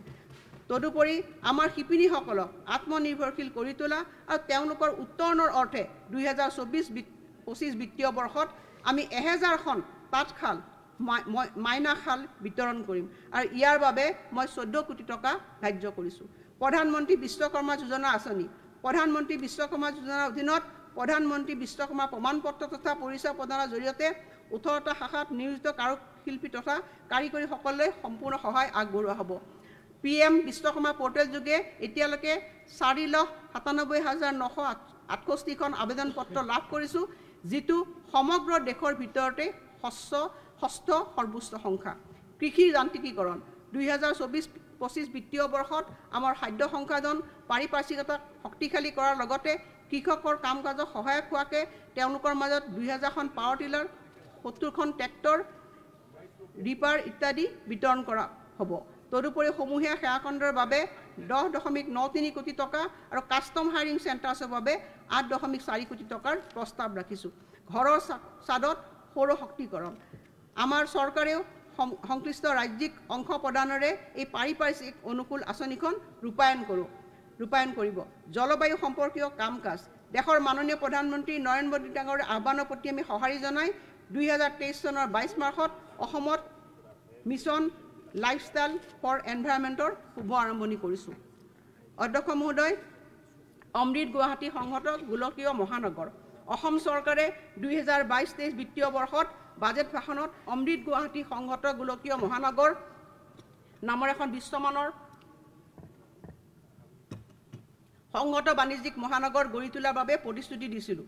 পৰৱৰ্তী প্ৰজন্মৰ উদ্যোগৰ লগতে নতুন ধৰণৰ আৱাসিক আৰু সামাজিক আন্তঃগাঁথনিৰ বাবে বিশ্বমানৰ আন্তঃগাঁথনিৰ সৈতে মিলাই নিব পৰাকৈ 1000 একৰ এলেকাত প্ৰস্তাৱিত অমৃত GIG চিটি গঢ়ি তোলাৰ বাবে পূৰ্ণ পৰিকল্পনা লোৱা হৈছে। আয়ুষ্মান অসম। আয়ুষ্মান অসমৰ অধীনত আমাৰ ৰাজ্যখনৰ প্ৰায় 2 কোটি হিতাধিকাৰীয়ে চিকিৎসা লাভ কৰি আহিছে। 2023 বৰ্ষত অধিক হিতাধিকাৰীক সামৰি আয়ুষ্মান ভাৰত প্ৰধানমন্ত্ৰী জন আৰোগ্য যোজনাৰ সৈতে সংলগ্নকৰণে মুখ্যমন্ত্ৰী আয়ুষ্মান অসম যোজনা নামৰ নতুন স্বাস্থ্য বীমা আঁচনিখন প্ৰৱৰ্তন কৰিছোঁ আৰু ইয়াৰ বাবে 5 লাখ টকাৰ নগদবিহীন চিকিৎসাৰ সুবিধাসহ 58 লাখ পৰিয়ালক উপকৃত কৰিব আৰু এতিয়ালৈকে এই দুখন আঁচনিৰ অধীনত 578 কোটি টকাৰে 4 লাখতকৈ অধিক লোক নগদবিহীন চিকিৎসাৰ দ্বাৰা উপকৃত হৈছে। ইয়াৰ উপৰি পূৰ্বতে ঘোষণা কৰা অনুসৰি আমি আয়ুষ্মান অসম মুখ্যমন্ত্ৰী লোকসেৱক আৰোগ্য যোজনাখনৰ আৰম্ভ কৰিছোঁ। ইয়াৰ লক্ষ্য হৈছে চৰকাৰী বিষয়া কৰ্মচাৰী, তেওঁলোকৰ ওপৰত নিৰ্ভৰশীল লোক, পেঞ্চনাৰ আৰু তেওঁলোকৰ পতি পত্নীসকলৰ লৈ সহজতে অনলাইন চিকিৎসা ব্যয় পৰিশোধৰ সুবিধা প্ৰদান কৰা হ'ব। মুখ্যমন্ত্ৰীৰ আয়ুষ্মান অসমৰ অধীনত ব্যাপক বিদ্যালয় স্বাস্থ্য কাৰ্যসূচী। অসমৰ বিদ্যালয়সমূহলৈ যোৱা শিশুসকলক সুস্বাস্থ্য, পৰিপুষ্টি আৰু উন্নত জীৱনশৈলী নিশ্চিত কৰাৰ বাবে প্ৰতিগৰাকী শিক্ষাৰ্থীলৈ স্বাস্থ্য কাৰ্ড প্ৰদান কৰি তেওঁলোকৰ গুণবিচাৰ আৰু নিৰীক্ষণৰ ফলাফল লিপিবদ্ধ কৰা হ'ব। মুখ্যমন্ত্ৰী আয়ুষ্মান অসমৰ অধীনত অসমৰ MBBS ছাত্ৰ ছাত্ৰীৰ বাবে গাঁও আৰু সম্প্ৰদায় সৌহাৰ্দ্যমূলক কাৰ্যসূচী গ্ৰহণ। ডিজিটেল ৰূপান্তৰ আৰু কৃত্ৰিম বুদ্ধিমত্তাৰ উৎকৰ্ষ সাধন। জ্ঞান ধৰা অভিজ্ঞতামূলক শিকনিৰ সৈতে ভাৰ্চুৱেল ৰিয়েলিটি প্ৰযুক্তিৰ সংহতকৰণ। নতুন দিল্লীত 3য় অসম ভৱন। মই এই কথা ঘোষণা কৰিবলৈ পাই সুখী হৈছোঁ যে দিল্লী উন্নয়ন কৰ্তৃপক্ষৰ পৰা নতুন দিল্লীৰ দ্বাৰকাত 4000 বৰ্গমিটাৰৰ এডোখৰ মাটিৰ আবণ্টন লাভ কৰিছোঁ। নতুন দিল্লীত আমাৰ ৰাজ্যৰ বাবে 3য়টো অসম ভৱন নিৰ্মাণৰ কাম আৰম্ভণি কৰিছোঁ। এই চৌহদত বিবাহ ভৱন, নামঘৰ আদি অন্যান্য ৰাজহুৱা সা সুবিধাও সন্নিৱিষ্ট হ'ব। আমাৰ কৰ্মচাৰীৰ কাষত চৰকাৰ। আপোন ঘৰ আপোন বাহন। অধ্যক্ষ মহোদয়, আপোন ঘৰ আঁচনিৰ অধিকৃত ৫,১৫৭.৪৬ কোটি টকাৰ ঋণৰ যোগান ধৰা হৈছে আৰু ৩৭,৮11 গৰাকী কৰ্মচাৰী উপকৃত হৈছে। গৃহ ঋণৰ সুদ ৰেহাইৰ বাবে ৪৬৮.৭৬ কোটি টকা প্ৰদানেৰে আমাৰ দায়বদ্ধতা প্ৰতিষ্ঠিত কৰা হৈছে আৰু মই এই বাজেটত ১১০ কোটি টকা ইয়াৰ বাবে ধাৰ্য কৰিছোঁ। যোৱা বৰ্ষৰ বাজেটত দিয়া প্ৰতিশ্ৰুতি অনুসৰি আমাৰ আপোন বাহন আঁচনিখন প্ৰৱৰ্তন কৰিছে আৰু এই আঁচনিখনৰ জৰিয়তে পুৰুষ কৰ্মচাৰীসকল ডিজেল পেট্ৰল চালিত বাহন ক্ৰয়ৰ বাবে 2%, ইলেক্ট্ৰিকেল বাহন ক্ৰয়ৰ বাবে 3% সুদ ৰাজসাহায্য হিচাপে প্ৰদান কৰা হ'ব। বিভিন্ন সংস্থাৰ কৰ্মচাৰীক সহায় এককালীন সাহায্য, অসম ৰাজ্যিক গ্ৰামীণ জীৱিকা অভিযান, সৰ্বশিক্ষা অভিযান, ৰাষ্ট্ৰীয় স্বাস্থ্য অভিযান আদিৰ দৰে সংস্থাবোৰে চৰকাৰৰ অগ্ৰাধিকাৰপ্ৰাপ্ত খণ্ডৰ কাম কাজত সম্পাদনত গুৰুত্বপূৰ্ণ ভূমিকা পালন কৰে। এই সংস্থাসমূহৰ দুৰ্ভাগ্যজনকভাৱে মৃত্যু হোৱা কৰ্মচাৰীলৈ এককালীন সাহায্য এক্স গ্ৰেচিয়া হিচাপে আগবঢ়োৱা ধনৰ পৰিমাণ ৫ লাখ টকাৰ পৰা ৭.৫ লাখ টকা বৃদ্ধিৰ মই প্ৰস্তাৱ ৰাখিছোঁ। জীৱিকা সখী এক্সপ্ৰেছ 19 গৰাকী জীৱিকা সখীৰ ভিতৰত 10,910 গৰাকীয়ে স্কুটি লাভ কৰিছে। ইয়াৰ উদ্দেশ্য হৈছে মহিলাসকলৰ মাজত বিত্তীয় সবলীকৰণৰ বাৰ্তা প্ৰেৰণ কৰি ৰাইজৰ লগত তেওঁলোকে সুসম্পৰ্ক গঢ়ি তোলা। এই বৰ্ষত আমি বাকী থকা জীৱিকা সখীসকলকো স্কুটি প্ৰদান কৰিম আৰু এই আঁচনিৰ বাবে মই 52 কোটি টকা আবণ্টন দিছোঁ। বনাঞ্চলত সেৱা আগবঢ়োৱা অবৈতনিক গাঁও প্ৰধানসমূহলৈ মাহেকীয়া পাৰিতোষিক। অসম নাগালেণ্ড সীমান্ত, অসম অৰুণাচল সীমান্ত আদি ৰাজ্যখনৰ সীমান্তমূৰীয়া বনাঞ্চলত সেৱা আগবঢ়োৱা গাঁও প্ৰধানসকলক তেওঁলোকৰ সেৱাৰ স্বীকৃতি হিচাপে তেওঁলোকলৈ মাহেকীয়া পাৰিতোষিক প্ৰদানৰ অৰ্থে আমি কিছু পুঁজি আছুতীয়াকৈ ৰাখিছোঁ। এই সন্দৰ্ভত 6 কোটি টকা ধাৰ্য কৰা হৈছে। অধ্যক্ষ মহোদয়, ইয়াৰ পাছত মই পাৰ্ট 2লৈকে আহিছোঁ। অধ্যক্ষ মহোদয়, মই পাৰ্ট 2 পেজ নম্বৰ 88লৈ আহিছোঁ। অধ্যক্ষ মহোদয়, এই কথা জনাবলৈ পাই মই গৌৰৱ অনুভৱ কৰিছোঁ যে বিগত 3 বছৰত চৰকাৰৰ ৰাজহ সংগ্ৰহ যথেষ্ট পৰিমাণে বৃদ্ধি পাইছে। এই পবিত্ৰ সদনক জনাবলৈ পাই অতিশয় আনন্দিত হৈছোঁ যে 2021-22 বৰ্ষৰ তুলনাত 2022-23 বৰ্ষত ৰাজ্যখনৰ নিজস্ব ৰাজহ 30.7% বৃদ্ধি পাইছে। এই বৃদ্ধিৰ হাৰ অভূতপূৰ্ব আৰু বিভিন্ন ৰাজহ সংগ্ৰহকাৰী বিভাগত গ্ৰহণ কৰা বিভিন্ন ধৰণৰ সংস্কাৰমূলক পদক্ষেপৰ বাবে এয়া সম্ভৱ হৈছে। এই যাত্ৰাৰ প্ৰতিটো পৰ্যায়ত আমাৰ মাননীয় মুখ্যমন্ত্ৰী ডাঙৰীয়াৰ দিগদৰ্শন আৰু সবল নেতৃত্ব এক নিদৰ্শন স্বৰূপ। কৰ আৰোপণ, আবকাৰী, বন, ভূমি, ৰাজহ, পৰিবহণ ইত্যাদি সকলো ক্ষেত্ৰতে এই ৰাজহ বৃদ্ধি প্ৰতিফলিত হৈছে। এই সফলতাসমূহৰ লগতে অনাগত বৰ্ষৰ বাবে আমি প্ৰস্তাৱ কৰা পদক্ষেপসমূহ এই ক্ষেত্ৰত উল্লেখনীয়। বাণিজ্যিক কৰ 2022-23 বিত্তীয় বৰ্ষত বিত্ত বিভাগৰ অধীনত 19,715 কোটি টকা সংগ্ৰহ হৈছে। এয়া পূৰ্বৰ তুলনাত 21% অধিক। GST সংগ্ৰহৰ হাৰ দেশৰ কেইখনমান ৰাজ্যৰ ভিতৰত অসম অন্যতম। 2024 চনৰ 31 জানুৱাৰীলৈ সংগৃহীত GST আৰু অনা GST পৰিমাণ 18,474 কোটি টকা। এই পৰিমাণ 2022-23 বিত্তীয় বৰ্ষৰ একে সময়ছোৱাত সংগ্ৰহীত 16,240 কোটি টকাতকৈ 14% অধিক। অনাগত বৰ্ষত এই বৃদ্ধিৰ হাৰ 16%লৈ উন্নীত কৰাৰ প্ৰচেষ্টা গ্ৰহণ কৰিম। কৰ ফাঁকি ৰোধ কৰিবৰ কাৰণে IIT হায়দৰাবাদৰ সহযোগিতাত কৰ আয়ুক্তালয়ৰ তথ্য বিশ্লেষণ সামৰ্থ্য বৃদ্ধি কৰাৰ প্ৰচেষ্টা অব্যাহত আছে। চাহ উদ্যোগক সকাহ দিবলৈ উদ্যোগটোলৈ আগবঢ়োৱা আয়কৰ ৰেহাইৰ সুবিধা 3 বছৰলৈ বৃদ্ধি কৰা হৈছে। অতিৰিক্তভাৱে নৱীকৰণৰ বিদ্যুৎ উৎপাদনকাৰী উদ্যোগৰ বাবে বিদ্যুৎ মাচুল ৰেহাইৰ সুবিধা 3 বছৰৰ বাবে 2025-26 বিত্তীয় বৰ্ষলৈ বৃদ্ধি কৰা হৈছে। এই ৰেহাইৰ সুবিধাসমূহৰ কোনো সলনি নকৰাকৈ 2025-26 বৰ্ষলৈ অব্যাহত থাকিব বুলি মই ঘোষণা কৰিলোঁ। আবকাৰী বিভিন্ন সংস্কাৰ আৰু বিধি ব্যৱস্থাৰ কাৰ্যকৰী ৰূপায়ণৰ ফলস্বৰূপে 2022-23 বৰ্ষত আবকাৰী বিভাগে 2,527 কোটি টকাৰ উল্লেখযোগ্য পৰিমাণৰ ৰাজহ সংগ্ৰহ কৰিবলৈ সক্ষম হৈছে। বিগত বৰ্ষটোত লাভ কৰা এক উল্লেখযোগ্য সফলতা হ'ল বিভিন্ন বেআইনী কাৰ্যকলাপৰ বিৰুদ্ধে বিভাগটোৱে চলোৱা অভিযান। ইয়াৰ ফলশ্ৰুতিত অবৈধ সুৰা সংক্ৰান্ত 13,000তকৈ অধিক গোচৰ ৰুজু কৰা হৈছে আৰু 3,000 জন লোক গ্ৰেপ্তাৰ হৈছে। অনুজ্ঞাপত্ৰধাৰী বাছনিৰ ক্ষেত্ৰত স্বচ্ছতা নিশ্চিত কৰা আৰু যোগান শৃংখলৰ বিভিন্ন সুৰুঙা নিৰীক্ষণ কৰাৰ বাবে ট্ৰেক এণ্ড ট্ৰেচ পদ্ধতি ৰূপায়ণ কৰিবলৈ আমাৰ চৰকাৰ প্ৰতিশ্ৰুতিবদ্ধ। খনি আৰু খনিজ সম্পদ বিভাগ 2023-24 বৰ্ষৰ সময়ছোৱাত উল্লেখযোগ্য সফলতা লাভ কৰি খনি আৰু খনিজ বিভাগে 2024 বৰ্ষৰ 23 জানুৱাৰীলৈ 3000 কোটি টকাৰ ৰয়েলটি সংগ্ৰহ কৰে আৰু 22-23 বিত্তীয় বৰ্ষত বিভাগটোৱে 4119 কোটি টকা সংগ্ৰহ কৰিবলৈ সক্ষম হৈছে আৰু উল্লেখযোগ্যভাৱে বিগত বৰ্ষটোৰ তুলনাত এই বৃদ্ধিৰ হাৰ 74% অধিক। এয়া পৰিলক্ষিত হৈছে কৰ পৰিশোধ কৰাত গাফিলতি কৰা সংস্থা ব্যক্তিৰ পৰা বকেয়া কৰ সংগ্ৰহ কৰাৰ বাবে সুৰুঙাহীন ব্যৱস্থা নাই। অধ্যক্ষ মহোদয়, ৰাজহ আৰু দুৰ্যোগ ব্যৱস্থাপনা বিভাগ বিগত ব্যৱস্থা গ্ৰহণ কৰা বিভিন্ন ব্যৱস্থা গ্ৰহণ কৰাৰ ফলস্বৰূপে বিগত কেইটামান বৰ্ষত পঞ্জীয়ন মাচুল, মোহৰ শুল্ক, ভূমি ৰাজহৰ পৰা সংগৃহীত ৰাজহৰ পৰিমাণ উল্লেখযোগ্যভাৱে বৃদ্ধি পাইছে। বিভাগৰ ৰাজহ সংগ্ৰহ 2021-22 বিত্তীয় বৰ্ষত 624.34 কোটি টকাৰ পৰা 22-23 বৰ্ষত 1800 কোটি টকালৈ 800.72 কোটি টকালৈ বৃদ্ধি আৰু 23-24 বিত্তীয় বৰ্ষৰ 31 জানুৱাৰীলৈ 895 কোটি টকালৈ বৃদ্ধি পাইছে। মিছন বসুন্ধৰা 2.0 ফলস্বৰূপে 2.29 লাখতকৈ অধিক আবেদনকাৰীক ডিজিটেল ব্যৱস্থাৰে ভূমিৰ অধিকাৰ প্ৰদান কৰা হৈছে। এই আবেদনকাৰীৰ 84% ব্যক্তি অনুসূচিত জাতি, অনুসূচিত জনজাতি, অন্যান্য পিছপৰা শ্ৰেণী আৰু অধিক অন্যান্য পিছপৰা শ্ৰেণীৰ দৰে সমাজৰ উপান্ত শ্ৰেণীৰ খিলঞ্জীয়া লোক। অভিযানটোৰ প্ৰথম দুটা সংস্কৰণৰ পৰা লাভ কৰা সফলতাৰ পিছত আমি এতিয়া মিছন বসুন্ধৰা 3.0 অধীনত পৰৱৰ্তী প্ৰজন্মক পৰ্যায়ক্ৰমে সেৱা আৰম্ভ কৰাৰ গুণাগথা কৰি আছোঁ। এই পৰ্যায়টোত তলত দিয়া মুখ্য উপাদানসমূহ হ'ব: নগৰীয়া অঞ্চলত মাণ্ডলিক মূল্যৰ সৈতে ভূমি ৰাজহৰ সংযোজন, বিক্ৰী চুক্তি আৰু কৰ্তৃত্ব অৰ্পণ চুক্তিৰ পঞ্জীয়ন মাচুল আৰু মোহৰ শুল্ক যুক্তিসম্মত কৰি পৰিবহণ দলিলৰ 10% সমপৰ্যায় কৰা, বাগিচাৰ বাবে নিৰ্ধাৰিত ভূমি আন উদ্দেশ্যে ব্যৱহাৰৰ ক্ষেত্ৰত উদ্ভৱ হোৱা সমস্যা সমাধানৰ বাবে ক্ষুদ্ৰ ভূমিগৰাকীক এককালীন সুবিধা প্ৰদান কৰি এনে ভূমি অনুমোদিত কাৰ্যৰ বাহিৰে আন কামত ব্যৱহাৰ কৰাটো ফৌজদাৰী অপৰাধ হিচাপে গণ্য কৰা হ'ব। ভূমি মালিকী স্বত্বৰ চূড়ান্তকৰণৰ বাবে ভৌগোলিক অৱস্থানৰ মানচিত্ৰায়নৰ ডিজিটেল ডেলিভাৰী সুবিধা প্ৰদান কৰা হ'ব।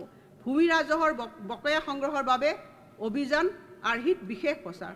অধ্যক্ষ মহোদয়, মই আৰু এটা গুৰুত্বপূৰ্ণ কথা আপোনাক ক'ব বিচাৰিছোঁ।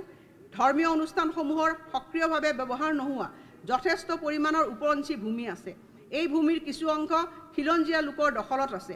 প্ৰচলিত আইনৰ বাবে মিছন বসুন্ধৰা 2.0 অধীনত এনেকুৱা ভূমি নিষ্পত্তি কৰিব পৰা হোৱা নাছিলে। এতিয়া মিছন বসুন্ধৰা 3.0 অধীনত যোগ্য খিলঞ্জীয়া পৰিয়ালৰ দখলত থকা এনে উপৰঞ্চি ভূমি পত্তনৰ বাবে আমি প্ৰস্তাৱ আগবঢ়াইছোঁ। সকলো ভূমি প্ৰশাসন সংস্থাক ভূমি লক্ষ্য তথ্য ভাণ্ডাৰৰ সৈতে সংহত কৰিবৰ বাবে এটা উপযুক্ত ব্যৱস্থা গ্ৰহণ কৰা হ'ব। পৰিবহণ বিভাগ এই বিভাগৰ ৰাজহ সংগ্ৰহৰ পৰিমাণ 2021-22 বিত্তীয় বৰ্ষৰ 1022 কোটিৰ পৰা 22-23 বিত্তীয় বৰ্ষত 1361 কোটি টকালৈ আৰু 23-24 বিত্তীয় বৰ্ষত 1364 কোটিলৈকে হ'ব। অধ্যক্ষ মহোদয়, পৰিৱেশ আৰু বন বিভাগ বিগত কেইটামান বছৰত বিভাগটোৱে ৰাজহ সংগ্ৰহৰ ক্ষেত্ৰত যথেষ্ট বৰঙণি যোগাই আহিছে। যোৱা কেইটামান বছৰত ৰাজহ সংগ্ৰহৰ ধাৰা বৃদ্ধি পাই আহিছে। এই ক্ষেত্ৰত বিভাগে সংগ্ৰহ কৰা ৰাজহৰ পৰিমাণ হৈছে 21-22 বিত্তীয় বৰ্ষত 391 কোটি টকা আৰু দ্বিতীয় বিত্তীয় বৰ্ষত 451 কোটি টকা আৰু 22-23 বিত্তীয় বৰ্ষত 31 জানুৱাৰীলৈ 330 কোটি টকা। নিয়মাৱলী সংশোধন ঘটাই অসম ক্ষুদ্ৰ খনিজ সম্পদ ৰেহাই বিধি 2013ত বন ৰাজহ উল্লংঘন আৰু ফাঁকিৰ বাবে শাস্তিমূলক ব্যৱস্থা সন্নিৱিষ্ট হ'ব। মাননীয় অধ্যক্ষ মহোদয়, মই এই কথাখিনি ঘোষণা কৰিবলৈ পাই ভাল পাইছোঁ যে এই বাজেটখনত আমি অসমৰ জনসাধাৰণৰ ওপৰত কোনো ধৰণৰ অতিৰিক্ত কৰৰ বোজা আৰোপ কৰা নাই। অধ্যক্ষ মহোদয়, এতিয়া মই 2024-25 বিত্তীয় বৰ্ষৰ বাবে বাজেট প্ৰাক্কলন উপস্থাপন কৰিবলৈ বিচাৰিছোঁ। বাজেট প্ৰাক্কলন 2024-25 বৰ্ষৰ বাজেট প্ৰাক্কলনত ৰাজ্যখনৰ একত্ৰীকৃত নিধিত মুঠ 1,43,605.56 কোটি টকাৰ প্ৰাপ্তি প্ৰদৰ্শন কৰা হৈছে। ইয়াৰে 1,11,943.84 কোটি টকাৰ ৰাজহ বিতৰণত আৰু বাকী থকা 31,661.73 কোটি টকা মূলধনী শিতানত বিভিন্ন উৎসৰ পৰা অহা একত্ৰীকৃত নিধিৰ আনুমায়িক প্ৰাপ্তিৰ হিচাপে মই তালিকা নম্বৰ 1ত উল্লেখ কৰিছোঁ। ৰাজহুৱা শিতানৰ 1,46,550.08 কোটি টকা আৰু উপনিমিত্ত কণ্টিজেঞ্চি পুঁজিৰ অধীনত 2,000 কোটি টকা যোগ হোৱাৰ বিপৰীতে সৰ্বমুঠ আদায়ৰ পৰিমাণ হ'ব 2,90,155.65 কোটি টকা। ইয়াৰ বিপৰীতে 2024-25 বৰ্ষত ৰাজ্যখনৰ একত্ৰিত নিধিৰ পৰা সৰ্বমুঠ ব্যয়ৰ পৰিমাণ 1,43,890.62 কোটি টকা হ'ব বুলি অনুমান কৰা হৈছে। ইয়াৰে ৰাজহ শিতানত 1,10,091.86 কোটি টকা আৰু মূলধনী শিতানত 33,798.76 কোটি টকা। 2024-25 বৰ্ষত একত্ৰিত নিধিৰ মঞ্জুৰি অনুসৰি ব্যয়সমূহৰ প্ৰাককালীন তালিকা নম্বৰ 2ত দেখুওৱা হৈছে। ৰাজহুৱা শিতানত হোৱা ব্যয় 1,42,670.09 কোটি টকা আৰু উপনিমিত্ত কণ্টিজেঞ্চি পুঁজিৰ অধীনত 2,000 কোটি টকাৰে বছৰটোৰ সৰ্বমুঠ প্ৰাককলিত ব্যয়ৰ পৰিমাণ হ'ব 2,88,560.71 কোটি টকা। এইদৰে বছৰটোত হোৱা প্ৰাককলিত লেনদেনৰ বাবে আনুমানিক 1,01,594.94 কোটি টকা ৰাহি হ'ব। ইয়াৰ লগত বছৰটোৰ আৰম্ভণি ঘাটি 2,369.41 কোটি টকাৰ হিচাপ মিলালে 2024-25 বৰ্ষৰ শেষলৈ বাজেট ঘাটিৰ পৰিমাণ 774.47 কোটি টকা হ'বগৈ। জয় অসম, জয় হিন্দ, বন্দে মাতৰম। ধন্যবাদ। সদন 13 ফেব্ৰুৱাৰী 2024 পুৱা 9:30 বজালৈ স্থগিত ৰখা হ'ল।